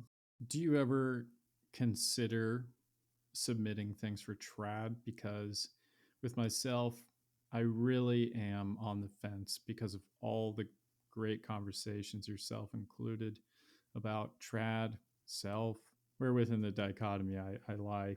And for me, as narcissistic as it sounds, and I am a narcissist, I unapologetic narcissist, not drowning in my own reflection, but I look to trad sometimes for validation. And this isn't a reliable metric for quality because, like I mentioned earlier, and I'm sure you've experienced this too, I have read trad work that is pretty rough. And I've read indie that's or self that's rough. And I've read great self and great trad. It's not a reliable metric. However, on the whole, I do still consider trad because I would like to have an editor or publisher or a lit agent, somebody look at this stuff and say, you've got it. People are looking for this, right?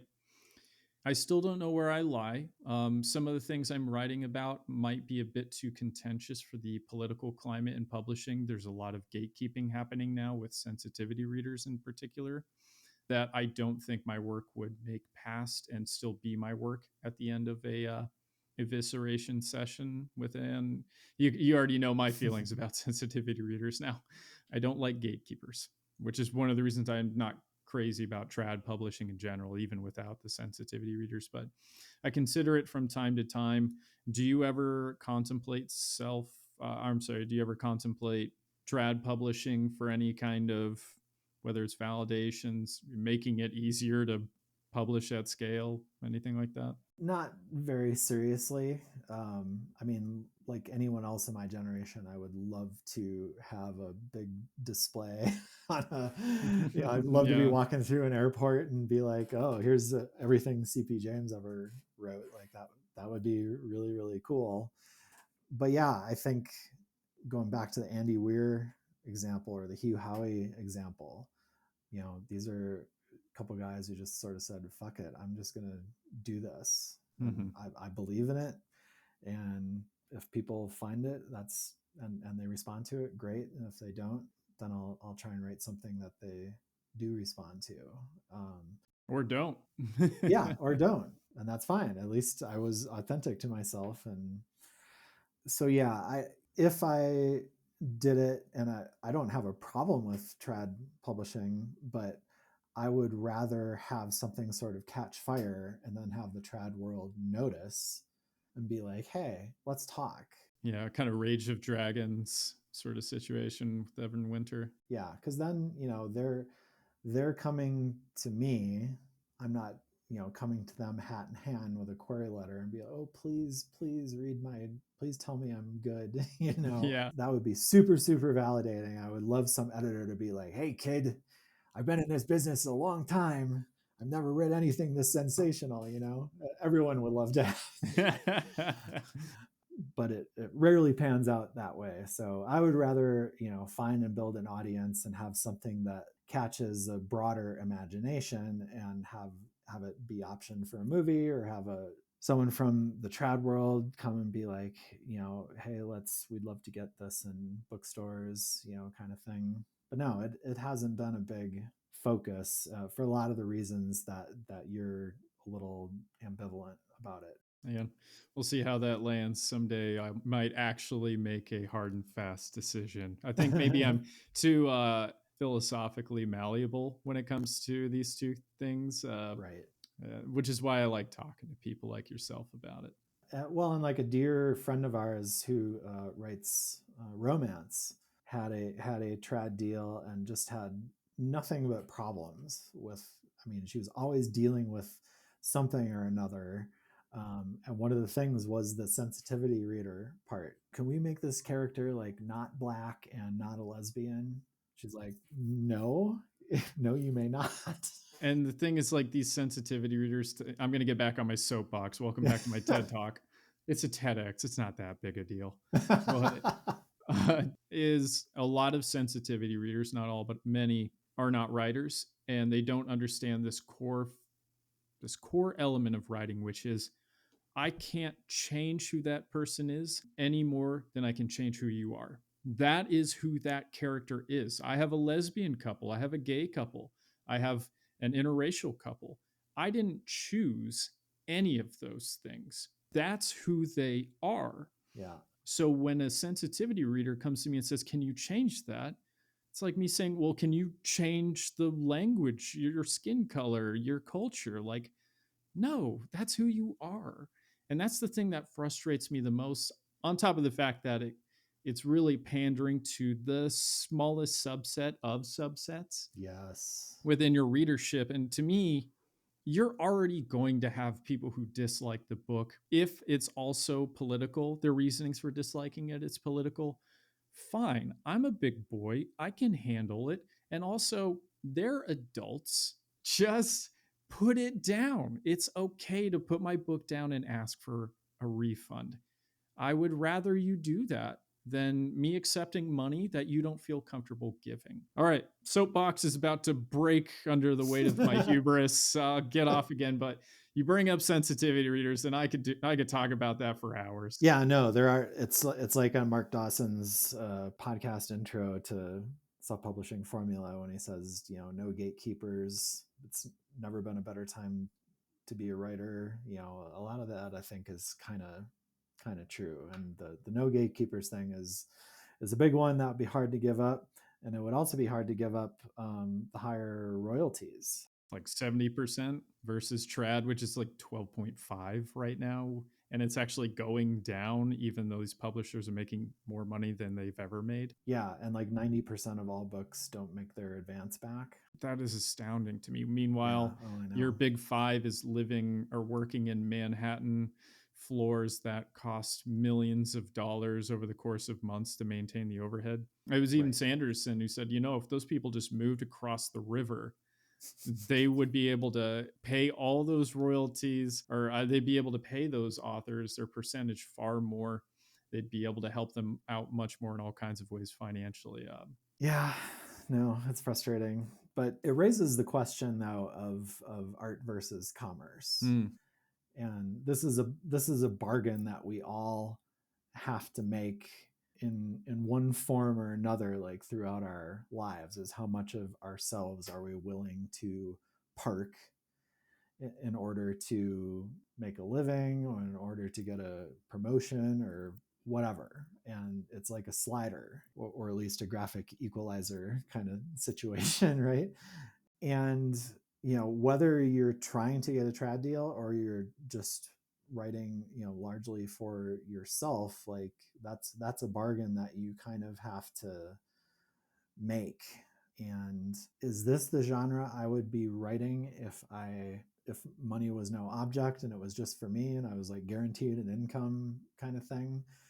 Maybe not. It might be something more like kind of the horror end of the spectrum. But this is something I'm very comfortable writing. That it's fairly commercial fiction. It's pretty accessible, and it's had like a tiny bit of commercial success.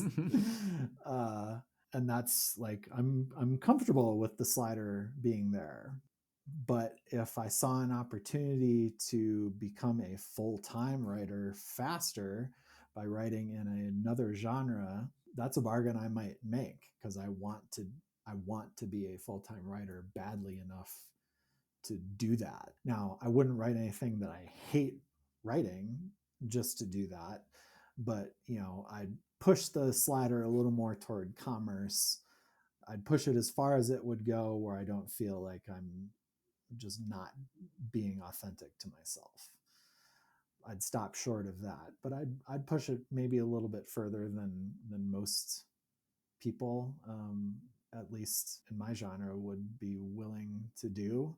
But everyone's going to have their own different place on that slider, and so I think, just like with movies, or just like with movie studios, at least, if they're taking a story that is inspired by or suggested by something that was actually written, and they're taking various story liberties with it, and they're changing a character from black to white or vice versa, or they're taking out this whole part about the main character's childhood, and they're making decisions for maximum profitability.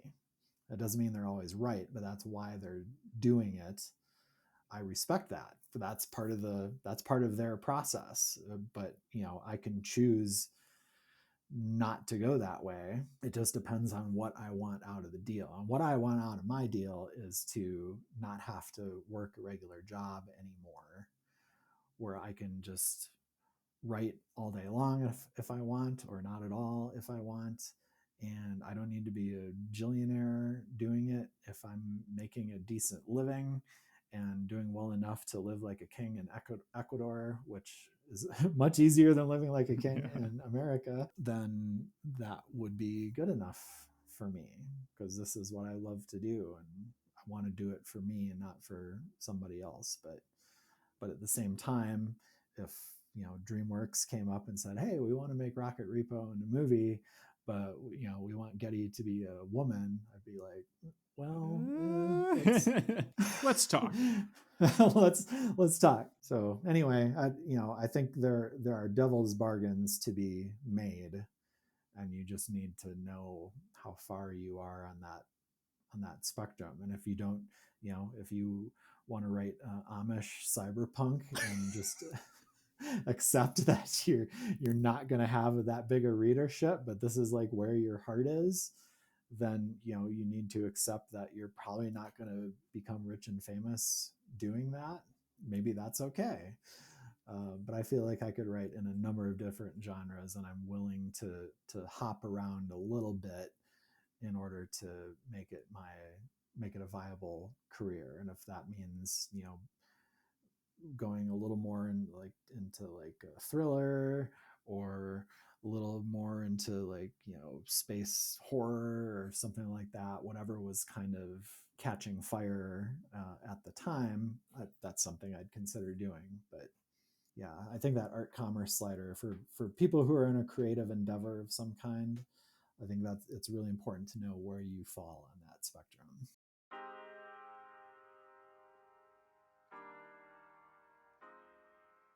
And we've reached setbacks, Cody. What kinds presented themselves for you on your journey? Well, a few of them we've already talked about, which was not necessarily being encouraged to specifically pursue a creative career of some kind. I could have been a writer much sooner. I definitely could have been a filmmaker. Like when I was a kid, I begged and begged and begged to get a camcorder because I really wanted to make little movies.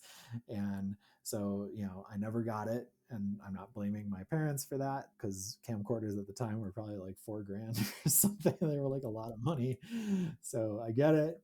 There are inflection points in your life where some people just happen to meet the right group of people or be encouraged by the right person at the exact right time that they need it. Most of us don't happen to get that.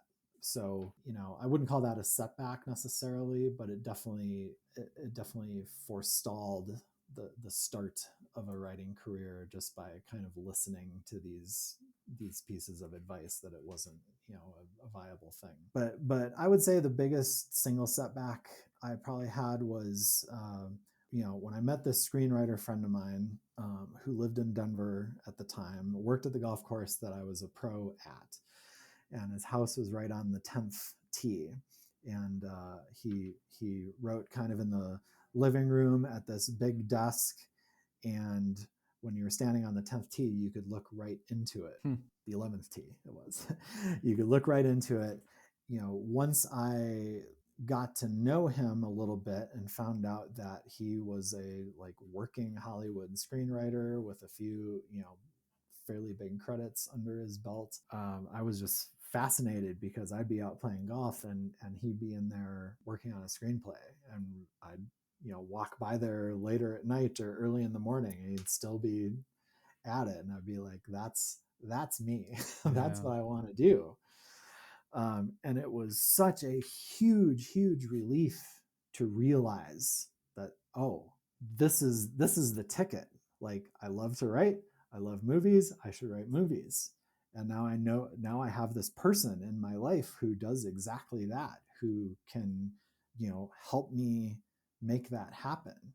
and so finally I have a mentor and someone who's going to encourage me and believe in me and give me feedback and help me make connections when I get to the point where I need to be. It all just opened up before me, and I was like, yes, this is what I've been waiting for. And even though he and I were pretty good friends and we talked a lot about the industry and screenwriting and projects that he was working on and so forth, what I realize now is that he was, in the prime of his career, and he had a very singular focus, as I do when I'm writing, and that he didn't have really any inherent interest in taking on a Padawan learner. Because even after we kind of parted company, that was not an internship, it was a job, but people in the golf industry are always moving on and going to different places. So even after we parted company, we stayed in touch. I would send him drafts, send him ideas. I tried to kill him with kindness. I would send a Christmas card every year, that kind of thing, that eventually just, stopped being returned. So I was like, well, it doesn't appear that he has an interest in being a mentor in this regard. So I guess I'm kind of back to square one.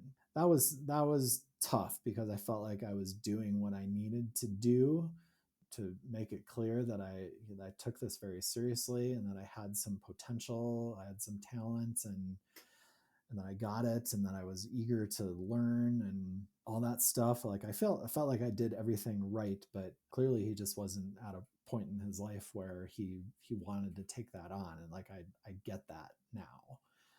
But to me, being prone to assume the worst and to absorb the negative message, whatever that was, it felt like an invalidation, and that this revelation that I have had that this was what I was supposed to do was maybe not the right one.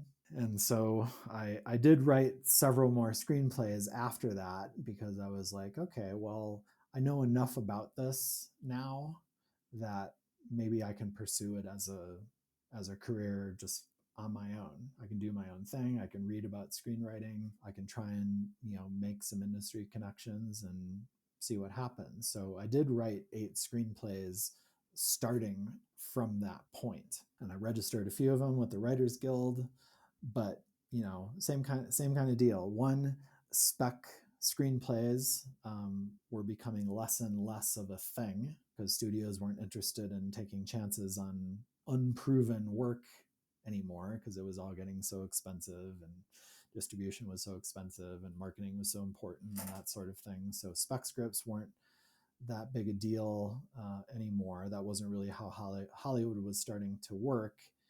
It was one of those many industries where if you don't happen to know someone and you don't have any inroads that can get your thing in front of the right person at all, let alone at the right time, then you're just another schmuck who is sending their screenplay to creative artists or whatever agency, trying to get someone to take a look at it. And so I was like, well, I'm not going to be that guy. I'm not going to move to LA and bust tables and try and get someone to read my screenplay. I'm not going to send physical copies to every agent in Hollywood. So I'm like, well, if I'm not willing to do those things, I don't have a realistic chance of doing that. Right. Not having a mentor when I really kind of expected to, that this, it seemed like this person just fell into my lap. And I was like, this is the opportunity. This is my ticket. I'm going to give everything to this. And I kind of did, and it didn't pan out. And so that was a big setback. But now it's kind of funny because having finished the reassembly series now, what I think I'm going to do like immediately next is write a screenplay. So we're sort of coming full circle in that regard. In the West, at least, we're very actively raised, almost cultivated like a crop, a monoculture to believe in the monomyth, the Campbellian idea that we're all the hero of this journey we're on. Everybody's secondary or tertiary to our story, our beats, our plot. when something so serendipitous like this potential mentor appears, but then doesn't happen, I have to imagine that must have really shattered certain kinds of, almost like mythological expectations you might have had for yourself, if that makes sense. Not in a grandiose sense, but in a kind of faded sense. Did you find yourself learning something from that? Because to me, all the failure helps lead us to where we are. What did you learn from that experience, that rejection? I mean, I'd probably stop short of calling it rejection, because rejection would have been like, "Hey, I wrote this screenplay," and he came back and said, this is not for So you you, got bro." ghosted. Yeah, but no, I see it very differently now. Obviously, having played a lot of golf, especially with a lot of wealthy people, and been around wealthy people, so many people who are wealthy because they either came from money or they were in the right place at the right time. Mm-hmm. It's just that simple. Occasionally, you get people who didn't come from money and who just ground it out until they got to where they wanted to be. You occasionally hear those stories, but more often, if you're at a country club and you're hearing people talk, it's more like their family had money, or they invested in Bitcoin, or they opened a like a equipment rental business in some community that just happened to become a major tourist destination and exploded in population, and they sold their this company that they started for $50,000. They sold 10 years later for 27 million. And not that there wasn't hard work in there, but there was a lot of luck. It's like publishing. Yeah, exactly. Exactly. And I've never felt like I was a very lucky person. And in this situation, it really felt like I was in the right place at the right time and knew the right person. And so it seemed like everything that I'd been trying to manifest for myself had just sort of magically appeared. And I was the right age. I was like 25, and I was in a career that I enjoyed but wasn't necessarily that passionate about. And I was like, okay, this is it. We're going to be on our way. And so I felt like I played all my cards right and did everything that I should do, and it didn't pan out. My internal dialogue was sort of like, well, I'm never going to get this kind of chance again to get my foot in the door in Hollywood unless I'm willing to move there and do all the things that people do to get their foot in the door in Hollywood. And so I felt really lost after that. Something totally adjacent and absurd. What's that? So to kind of lighten things up, because I like to keep things spicy, Cody. Okay. So we're talking golf. My dad almost went pro. He tried to get me into golf. My dad was a great guy. I love him. My family kicks ass. I love my dad. He tried to get me into golf. I'm a lefty, so there was a bit of a learning curve for him there. Just getting clubs was tough. Getting a bowling ball when I was in a league too was a pain in the ass. My God, I had to go to Sports Authority. I had to go to Sports Authority and custom get that. That's my privilege on display, really. We would go out. There's this great driving range outside of Anchorage, and he would take me out there, and he would just be with me at the range while I just topped the ball like every single time. I mean, I wasn't maxing more than 50 feet, maybe on a good day. And so he was always schooling me, bend the knees, follow through, when to choke up or choke down. So for you, the expert, Cody, what does the perfect swing look like? What does it look like? Yeah, what is it, man? For you, not I don't want to hear like the Oxford definition. I want to hear your idea of like in any scenario. Just tell me what is the perfect golf swing? Yeah. Well, last guest I asked about cheese, and then I asked Andrew about how to get out of a riptide. So you're just part Okay. of this continuum. I think the best swing on tour is probably Justin Rose or Adam Scott. And why is that?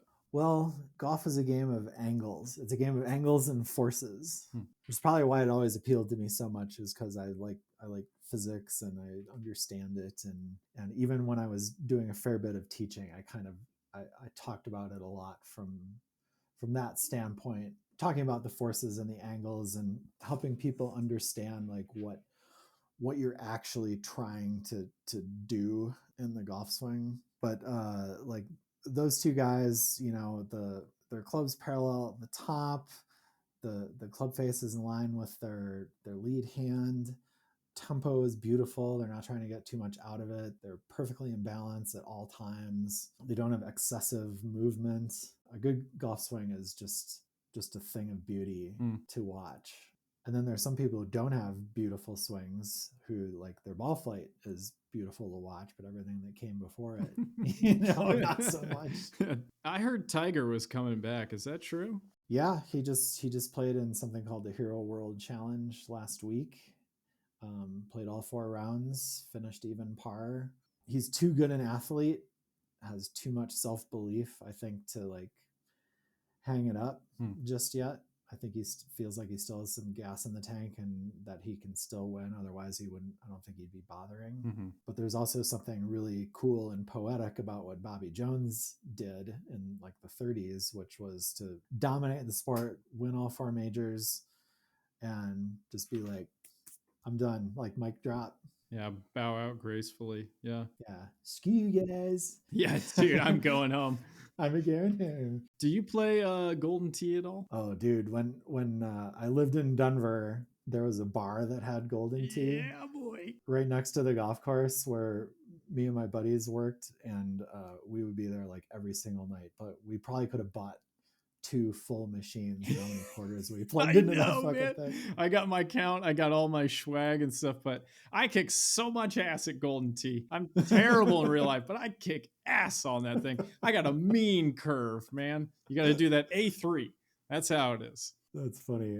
A buddy of mine is on Twitch, and one of his things that he does is he does like speed runs of Nintendo, the original Nintendo Golf. Yeah, didn't they have like Tom Nicholas was one of those? Maybe. I think it was Tom Nicholas. Was it? Or yeah, Tom Nicholas. Yeah, I think it was. Anyway, yeah, Mario Golf. That was a fantastic one too. Surprisingly dialed in. It's arcadey. It's Mario, but Mario Golf was a pretty good one too. And then there's all the the PGA. They've all got Tiger on the cover for a while there. But man, I just want to play some Golden Tee now. I know, right?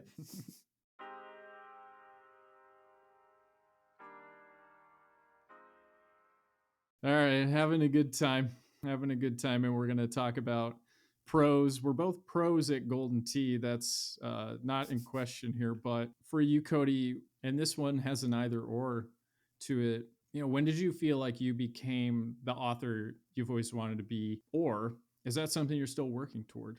It's definitely something I'm still working toward. Ever since I self-published, I've still been trying to kind of rid myself of these very romantic and media-driven notions of what it's like to be an author, and hosting book signings where the line is out the door, and having the big display with all my books on it, and having one of them, made into a movie where I get offered the first opportunity to write the screenplay, and where I'm on set and that kind of thing. Like that Ready Player One experience. Oh yeah. You probably read the same stuff I did about Ernest's experiences with that. But that's still like kind of the pie in the sky dream of the thing. But I think it's more realistic. And what I'm more really comfortable with now is the idea that really kind of took me to Ecuador in the first place, which was maybe there's a way in which I don't have to have a regular job, and where I make enough from just writing fiction that I can make a living. I can work from anywhere in the world. I still have enough money to travel and do cool shit and listen to reggaeton all day. Listen to reggaeton.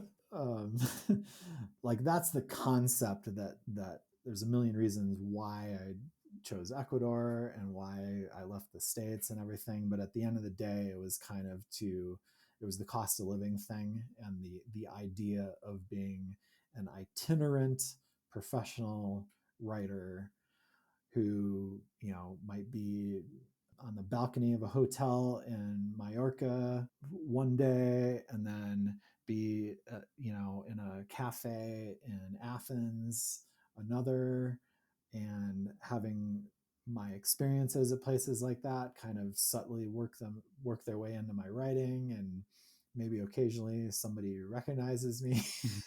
you know Yeah. that's more of the fantasy that I'm trying to work toward now, and in many ways I'm doing some of that already. Like, I haven't been able to ditch the part-time job, but I still supplement my income to a reasonable degree with writing. I think I'll continue to write more books and probably make a little more money from writing those books. I'm fully on board with the 20 books to 50K concept. So in a way, I'm living parts of that dream right now. A kind of composite image of what eventually you'll actualize in full. Yeah, now am I in the exact right genre that I should be to do that? Probably not. There's not a huge market for humorous science fiction, not like there is for other genres. So I might either go do an adjacent genre or even a completely different one with a different pen name at some point. So I'm not sure I'm necessarily where I need to be or want to be genre wise, but I also feel like I haven't moved that slider too far toward commerce, where I'm losing who I am in the process. So there's still a little wiggle room there, and so at this point, anything that moves me closer to that ideal of being able to just be a writer and just travel and explore the world and express myself through writing and make a decent enough living doing it, like, that's still where I'm aimed toward. And I get a little closer to that every day with every book I write or every new idea that I indulge, and that's okay. And I'm pretty proud of myself for being where I'm at. I would love to be even more popular and have a bigger readership, but I'll get there eventually. I think a lot of people would love to be in this situation where they're only working half time and where they're able to put 3, 4, 5 hours a day into their writing and not have it be that big of a burden, and not have to put too many other important things aside to do it. I don't have kids, I don't own a business, don't have property. So, like, as long as those things are kind of set and I can make enough of a living to live comfortably here in Ecuador, then that's a pretty good deal. So yeah, I'm on my way to being where I want to be. It's not quite there yet. Funny how a lot of the things, kids, property, all that, are things people prioritize having as a benefit. For the writer, are things we prioritize not having. Yep, very true. Don't have to worry about this. Don't have to worry about that. I can just sit in a room by myself and, clack keys all day. Yeah, no, that's true. But you also have to be careful about what you're putting aside to do it and what you're shuffling around. I definitely ignored big chunks of my marriage while I was writing a lot of this stuff.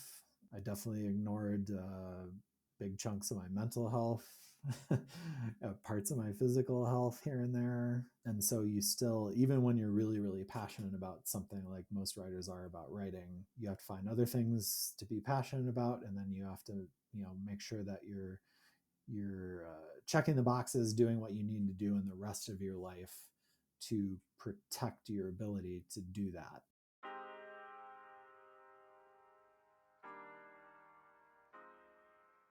We've arrived at the new world, full circle. We've done around the earth. Compared to when you first set out, Cody, who are you today? You've had opportunities. You've had opportunities turn out not to manifest entirely, though I definitely see, and it sounds like you've seen the knock-on effects there. So what kinds of things did you learn or unlearn on this journey? Great question. And this is a really interesting area, I think. One thing I definitely learned is to give myself a break, literally and figuratively. It's nothing, and you've gotten in flow states and lost 2-3 hours Yeah. like that to writing, and that's a beautiful place to get to when you can do it. But if it comes at the expense of things that are also important to you, then that's a problem. So I definitely have developed better balance since I started. I have more realistic expectations of how much I can write in a year. You spend enough time in the 20 books group, especially at the conferences, and you hear stories about people who wrote. There was a young woman who wrote romance, I think. Maybe it was urban fantasy. Anyway, she wrote 50,000 words in a day. Not to brag, but I could do that in about 7 days. But a day is bananas. That's A day, it's just I don't. brutal. That's how do you actually do that? I don't. Apparently, it's possible, but like it's like the 4 minute mile back in the day. People thought it was physically impossible. Now we know it's not. But like, how do you even do that? Yeah, I have no idea. But there were plenty of people who put out a book a month. Yeah. That was not at all uncommon. And I'm like, holy shit! I better start cranking. And you have. It's impressive. Yeah, I mean, 10 books in less than 5 years, not too bad, not too bad. But taking that view for me is still fairly new, because I was like, I figured there's no reason I shouldn't be able to put out 4 books a year, and that was kind of my mindset. And I came pretty close to doing that. I've been on more like a 3 book a year pace. This year will be 2, but you can only do so much. And what was really driving me more than anything was it was a little bit just peer stuff, and looking at what indie authors were able to do volume wise, and the saying that nothing sells the last book like the next book kind of thing. So that all made a lot of sense, and I pushed myself really, really hard just to get to where I'm at now. But like I've said, that's come at the expense of things that are also very, very important to me. And so, having days when I either don't write or I'm not feeling it and I only come up with like 500 words and they're garbage, I'm becoming okay with that once in a while. I'm better at listening to my body. I'm better at listening to my brain, because if the story is pushing back, it's usually not the story that's the problem. Sometimes it is, but sometimes it's just I'm spent creatively, and I don't necessarily feel spent creatively, but like some things happen. There's some sort of internal resistance to whatever I'm trying to do. And so I'm better at listening to that now and making some adjustments accordingly. I mentioned that first book, Perfect Gen, I wrote 6 times, and that was because I didn't really know the story.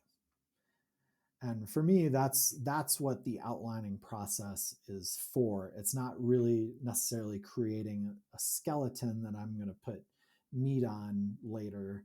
It's more like forcing myself to go through the story from start to finish, know what the major beats are, roughly where they should fall, and then in an individual scene, at least when I'm just starting out with that narrative, where does this scene go? What's the beginning, what's the middle, what's the end, what revelation or what piece of dialogue does it hinge on, that kind of thing.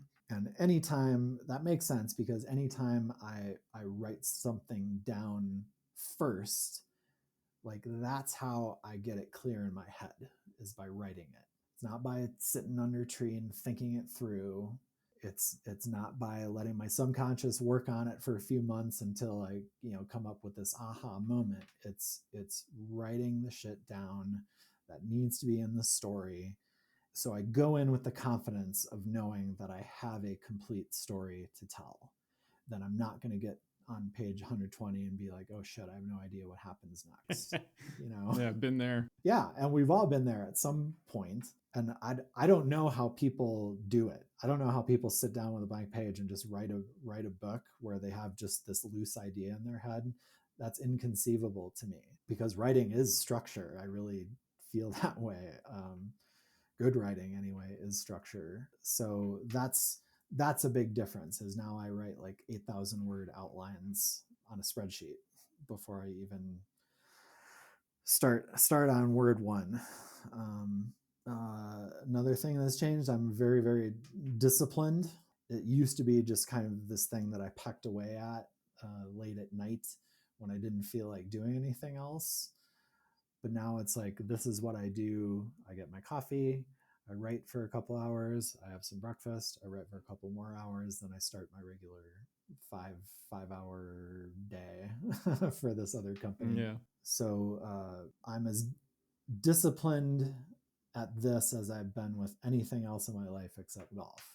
Copywriting has been a really, really useful exercise in being a better fiction writer, because copywriting is all about word economy and readability and very clearly and articulately making whatever point you're trying to make. And so it goes back to that topic sentence type thing. Mm-hmm. You know, writing so much like web copy and emails for drip campaigns and executive speeches and talking points and that sort of thing has really made it easier for me to write clean sentences and paragraphs the first time around.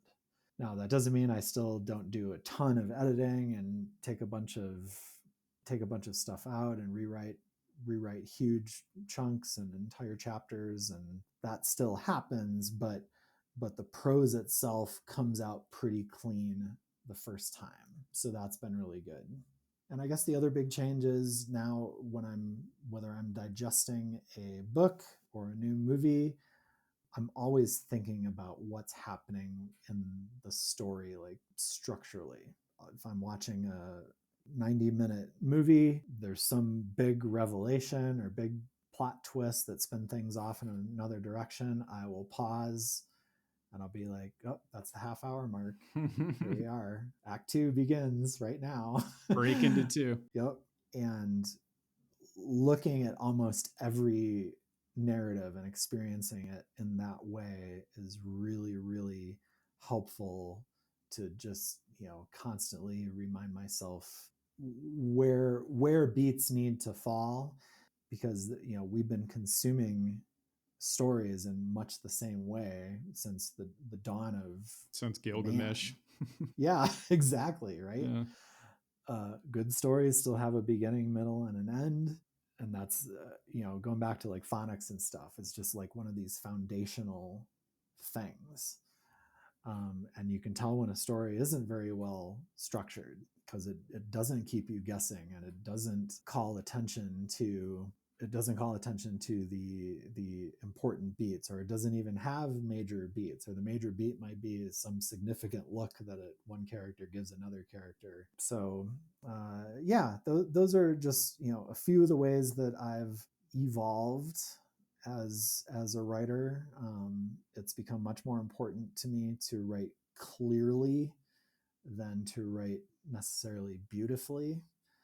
I still love having a beautiful turn of phrase in there once in a while, or a really nice flowery paragraph. I still slip those in, but it's less for like trying to show off and more for like, it happens to serve the story in that moment to get a little poetic with it.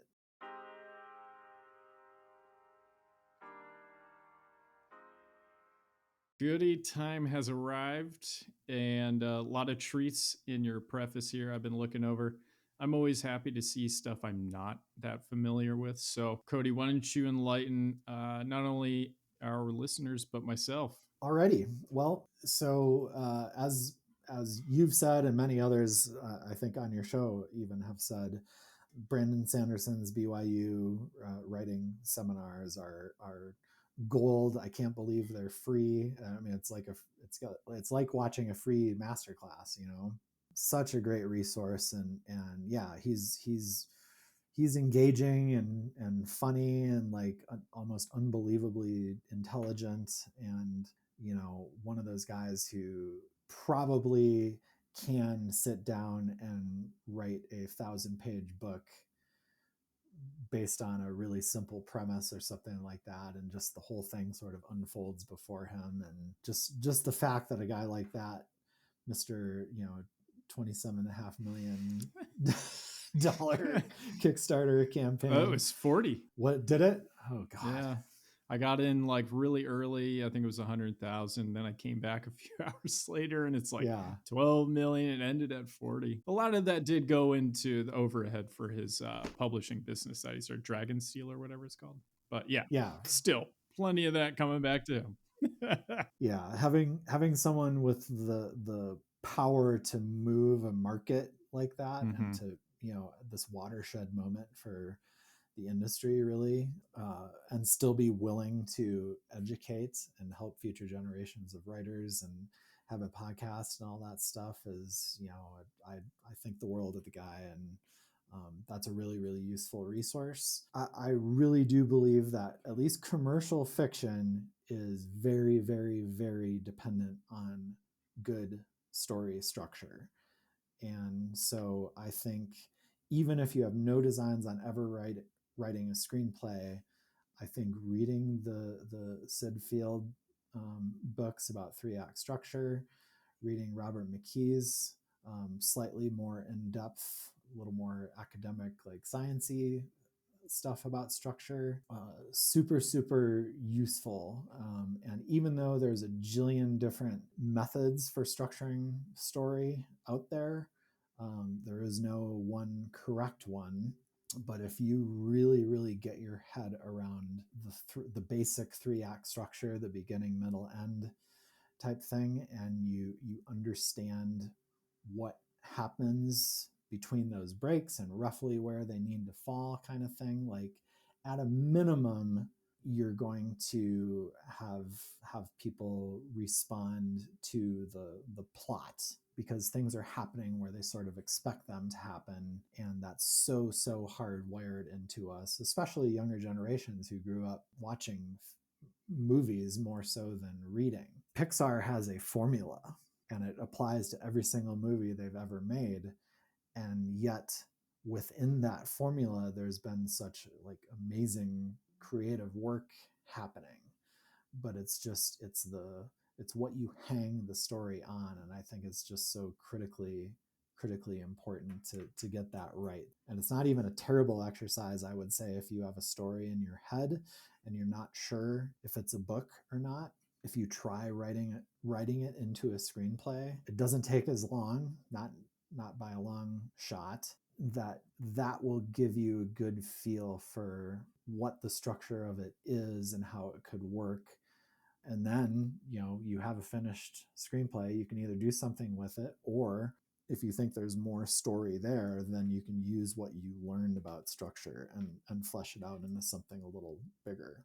The Sanderson stuff aside, there's so much free education out there, not just about writing, but about like literally almost anything. Like you can get a PhD level education in almost anything that you want if you're looking in the right places and if you're willing to invest the time. So between YouTube and all the stuff that Mark Dawson does for the indie community, all the things that Joanna Penn does, the 20 bucks to 50K group where some people who you've never heard from will just jump in and be like, oh, I made 7 figures this year. Here's what I learned about doing it. And you're like, holy shit. I mean, that tells you that it's doable, but then also that there are people in that community who are invested enough in seeing other people succeed that they're not just sitting on top of their pile of gold and just watching the world crumble beneath them. Like they're giving something back, Yeah, that like Sanderson, I mean, it's charitable. And actually all that money he raised, a lot of it he sent to authors on Kickstarter trying to start launch projects too. Really? Yeah, I mean, it just gets better and better. Like, Oh, I know. stop being so good. Right. The world, yeah, we don't deserve people like you. Yeah. So, on like a more negative side, I think most writing groups are kind of a waste of time unless all you want to do is like get a little validation, get some positive feedback. Maybe you'll get plenty of negative feedback too. That's the Often, fun part, though, Cody. that's the fun part. I always like the defense. It's like, well, you need thick skin, and it's like you can get it pretty quick in a writers group. After a certain point, it's just masochism. It is. It is.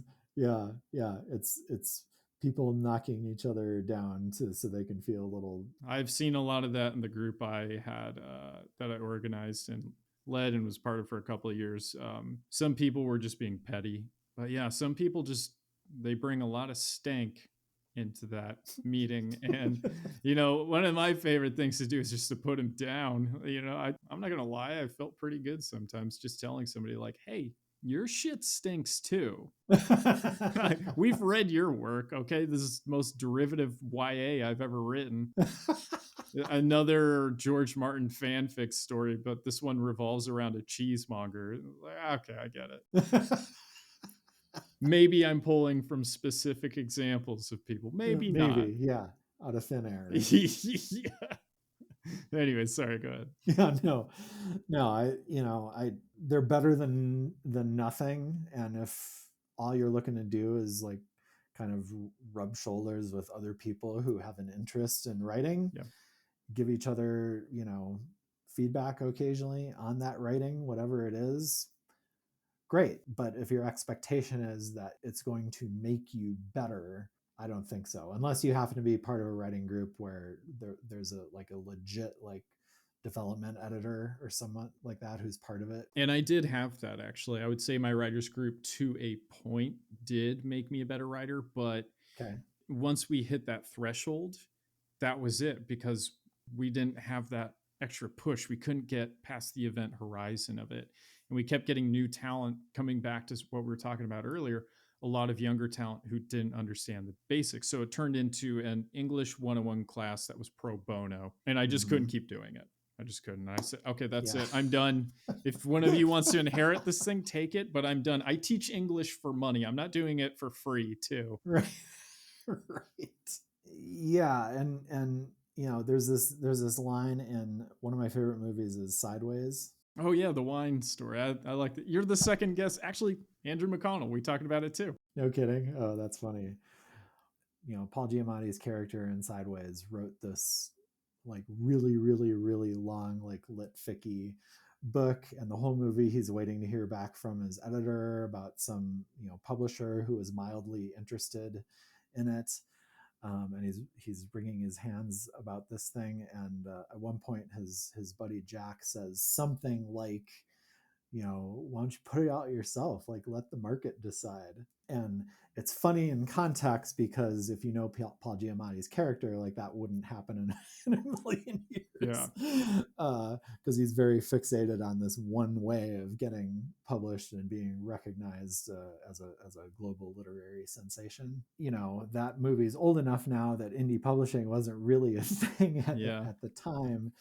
And so, in a way, the accessibility of self-publishing makes it possible for you to do like exactly that. If you have the potential to be a writer, like you can actually write a book and you can actually publish it to a platform and try and learn how to promote it a little bit and see what happens. And to an extent, the market will decide, because I still think that if you write a story that's well written, that has a professional cover, that is really engaging and accessible and readable, and in a genre that people actually read, that yes, you have a lot of competition, like whatever it is, 7 million books or something like that now. Yeah, and the amount that gets uploaded is right up there with YouTube in terms of sheer volume. It's bananas. it's daunting and it feels impossible, and it can be very, very difficult. But if you check all those boxes and what you've written is legitimately good, people will respond to it. And that doesn't mean it's going to set the world on fire. It doesn't mean you're going to make $1 million from it. But there's a pretty good chance, if you're decent at it, that you'll get enough encouragement to write the next book. Mm-hmm. And if you take a long view of your career and realize that it might take you 20 books to be able to make a living doing it, and you accept that, and this is something that you would do anyway, even if you weren't making a penny from it, then the market kind of will decide to a degree. It'll decide if you have something that is worth sticking with. But it's hard to take that long view because you want to get to the top of the mountain right away, you know. Yeah.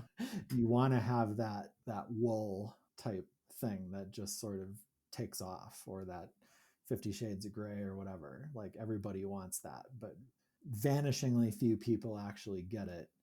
And it's more of a war of attrition. And it is, some are a one-hit wonder kind of thing where you have that, Totally. but your staying power, and a lot of these people spend years on that one book, and the time it takes to make another of that quality isn't guaranteed because the publisher wants more now. And they don't understand that some people, I think it was like N.K. Jemisin, spent close to 10 years on the 5th season. I might have that somewhat wrong, but she spent a good amount of time on it. I haven't read the rest of the books. I'm not making a critique of those in that series. But when you go from having years of time to flesh this thing out to, we need the next one in 2 years, which sounds like a lot of time for people who aren't familiar with trad publishing and how the process goes. But if you're going to sit down and go through multiple edits and beta readers and all that stuff, 2 years that's a crunch. Oh yeah. And that's, all the more reason to take a long view, because you might only have one book that ever does really, really well. Mm-hmm. You might be like J.D. Salinger yeah, or Finding Forrester, or whatever the case may be. That, like, you might only have one book that ever does really well. But if you have a bunch of books that do okay, and you're okay with that, then you might still be able to be a full-time author. And that's one of the big messages, I think, that Craig Martell and Michael Anderle and all the people who are prominent in the 20 books community are saying, is that you can do this, but it might take you a long time, and you might write a lot of stuff before any of it catches on with anybody. Mm-hmm. But if you're willing to make that bargain, and you're willing to stay in the game long enough to see some success in it, then all the tools that you need to do that are available to you. But if you're thinking that you're going to write the great American novel and that it's going to catch fire, like, that's probably not going to happen.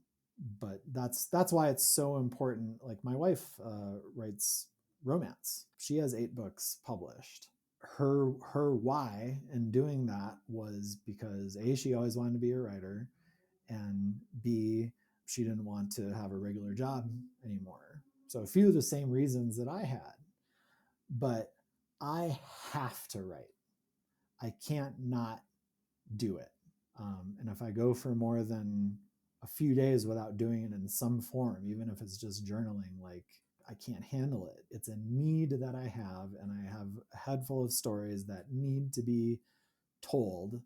Like, I can't just have them live there forever. Like, they have to wind up on a page at some point. And there's a part of me that doesn't even care what happens to them after that.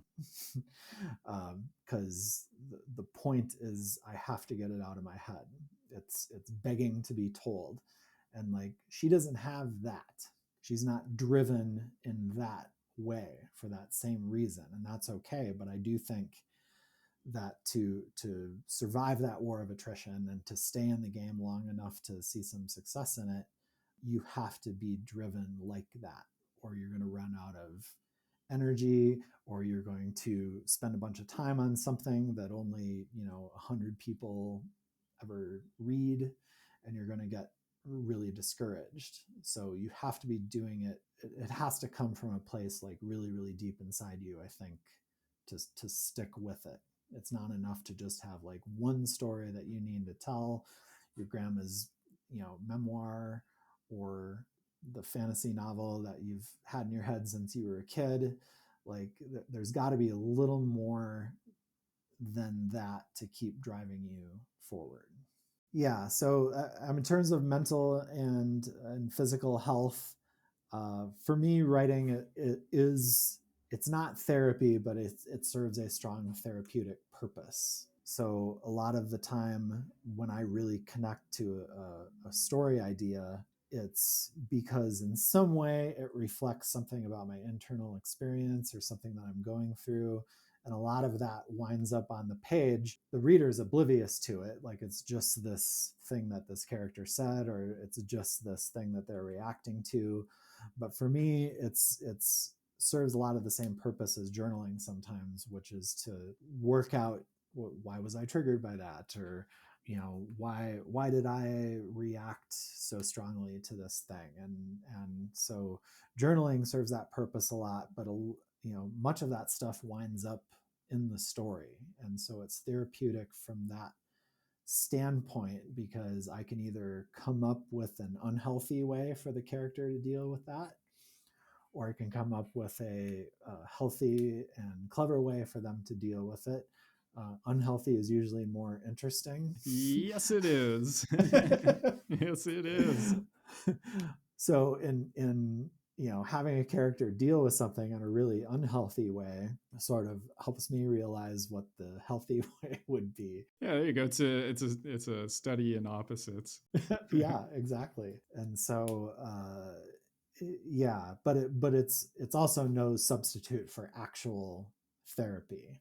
And the page isn't necessarily a place to work out your own shit. It's just a way to maybe express some of it in a way that maybe you don't feel comfortable expressing except to complete strangers. I always kind of think of it as like putting all the puzzle pieces on the table and kind of organizing them. You're not putting them together yet, but at least you know where the corners are. Yes, no, that's a really good way to put it, actually. Thanks. Yeah.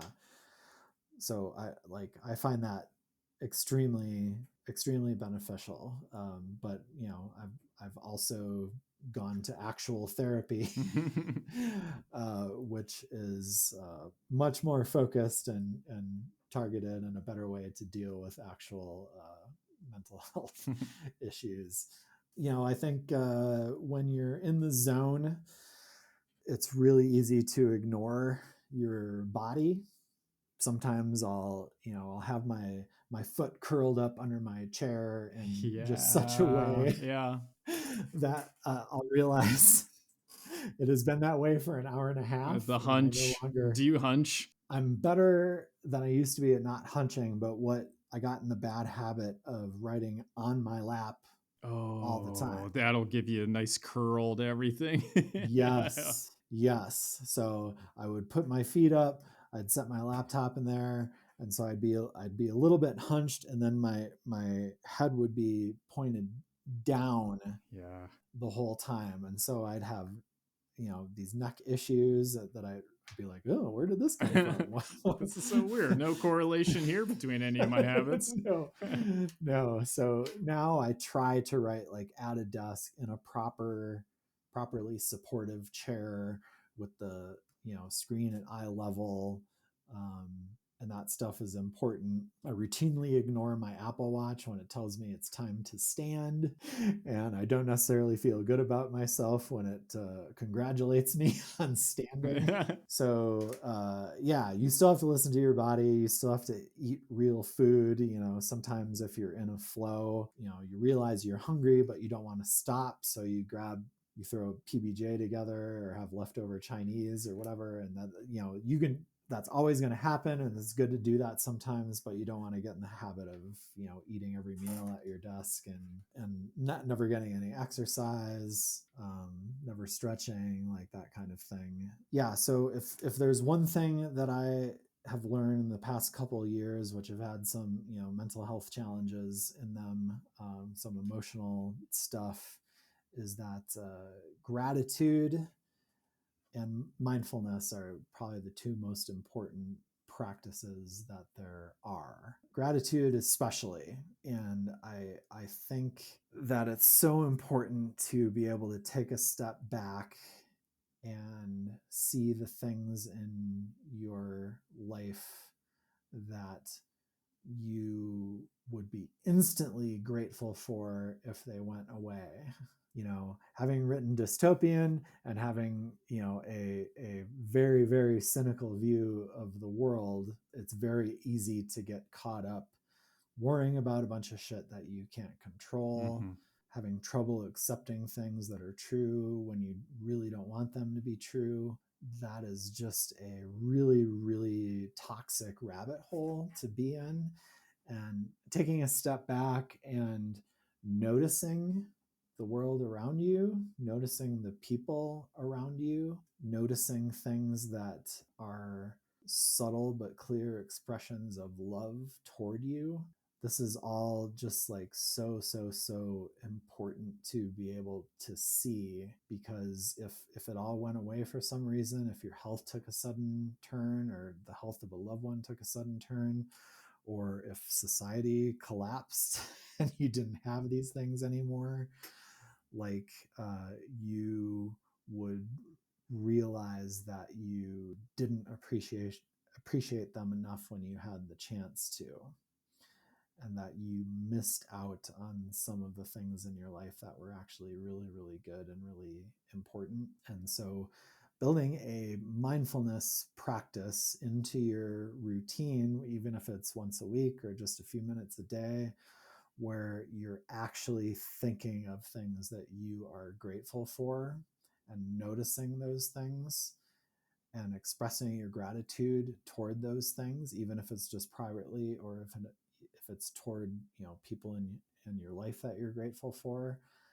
Like, that's all just become really, really important to me now. And, you know, that's another path out of the darkness, I think, is being able to see all you have, see the fruits of your labors, see the fruits of the seeds that you have planted throughout your life, like interpersonally, whether it's through the friendships you've formed or the career advancements you've been able to make. You have to pay attention to that stuff and not just always be thinking about the next thing. I was so deep into that, into thinking about the future and someday, that I feel like I missed most of my 40s, honestly, because I wasn't really paying attention to the present moment. And it's so hard to put yourself there for anyone, especially today, with so many distractions. But I feel like mindfulness and gratitude are the surest, like most tried and true ways into doing that, because mindfulness forces you to notice things that you normally overlook, and gratitude forces you to realize all you have and at least have the potential to be happy for having it. I always say 3 things that I'm grateful for before going to bed every night. This was some advice from Marcus Aurelius thousands of years ago, and it's still true. And one of the things I'll say I'm grateful for tonight is my conversation with you, Cody. It's been fun as hell, enlightening. We talked about how opportunities failed turned into new opportunities and motivations. We went into the state of publishing, as well as the English language, the state of the English language, Yeah. education as a whole. Most importantly, though, we talked about Top Golf, and that's really what I wanted to get to. Man, I've got replays that I kept, hole in ones. These things are masterpieces, like watching Michelangelo paint. Man, I got to show them to you sometime. That'll have to wait. Unfortunately, that'll be our next pod, your next release, and all that good stuff. Okay. So, thanks for sharing so much with us today, CP James. So, thanks again, and I really look forward to sharing your preface with everyone today. So, thank you. Awesome, thank you, Sam. I'm so happy to have had this opportunity, and this is fun stuff to talk about, and feel like we're pretty like-minded people, and this was very much a pleasure. So, thank you. And there you have it, CP James, and I meant to say Golden Tee, not Top Golf. I don't know what the hell I was thinking. I'm so sorry, Cody. It was embarrassing. You have all this hard work, segue, transition into the outro. It was so close. It was so close. Still, great conversation. Really did enjoy Cody humoring me about Golden Tee there. It was a good time. Sensitivity readers, this is a bone I have to pick, folks. We barely scratched the surface as far as what I think, and I'm sure Cody thinks about sensitivity readers. It's not to say they don't contribute at all, but there is an interesting relationship between trad publishers and sensitivity readers that is certainly worth investigating if you are writing things that are a bit more challenging compared to what society is publishing for the most part right now. Anyway, art versus commerce, of course, dovetailing there. What is art? What is a product? Should you write products? Should you write to make money? Should you write for the sake of writing? Can you write well and as a byproduct make money? It's an interesting rock, paper, scissor relationship going on there. And then finishing with gratitude. I've said it before, I'll say it again. 3 things I'm grateful for every day. That's not just lip service. It is very good for you. I highly recommend wrapping up your day with the good things that did or didn't happen that day. Anyway, you want to learn more about CP James? He's at cpjames.com and on his Facebook at author CP James. If you like what you're hearing about this cool dude, Sam Hale, Hale, on Instagram, Twitter, El Face Libro. I have a link tree and all that stuff, but if you're enjoying the show, please rate and review. It does make a difference. Share it with friends. If you're interested in being on the show, samhalea@gmail.com. Hit me up. I can't guarantee everybody will make par. Ooh, Sam doing golf stuff there. Can't guarantee everybody will make par. But I do want to do my best to make sure that writers across the spectrum, and in terms of what you've accomplished so far, have an opportunity to speak. I don't want to just talk with people who are top of the charts in their field. I think it's an important endeavor that we give everybody an opportunity. I have a platform. I have a moral and ethical responsibility to help lift up people's. Rising tide lifts all boats, and a rising tide lifts you into a terrible transition, which is please rate and review the show. It really does make a difference. Anyway, I hope your muse is on your shoulder, whispering words of encouragement and creativity into your ear. And as always, stay humble, folks.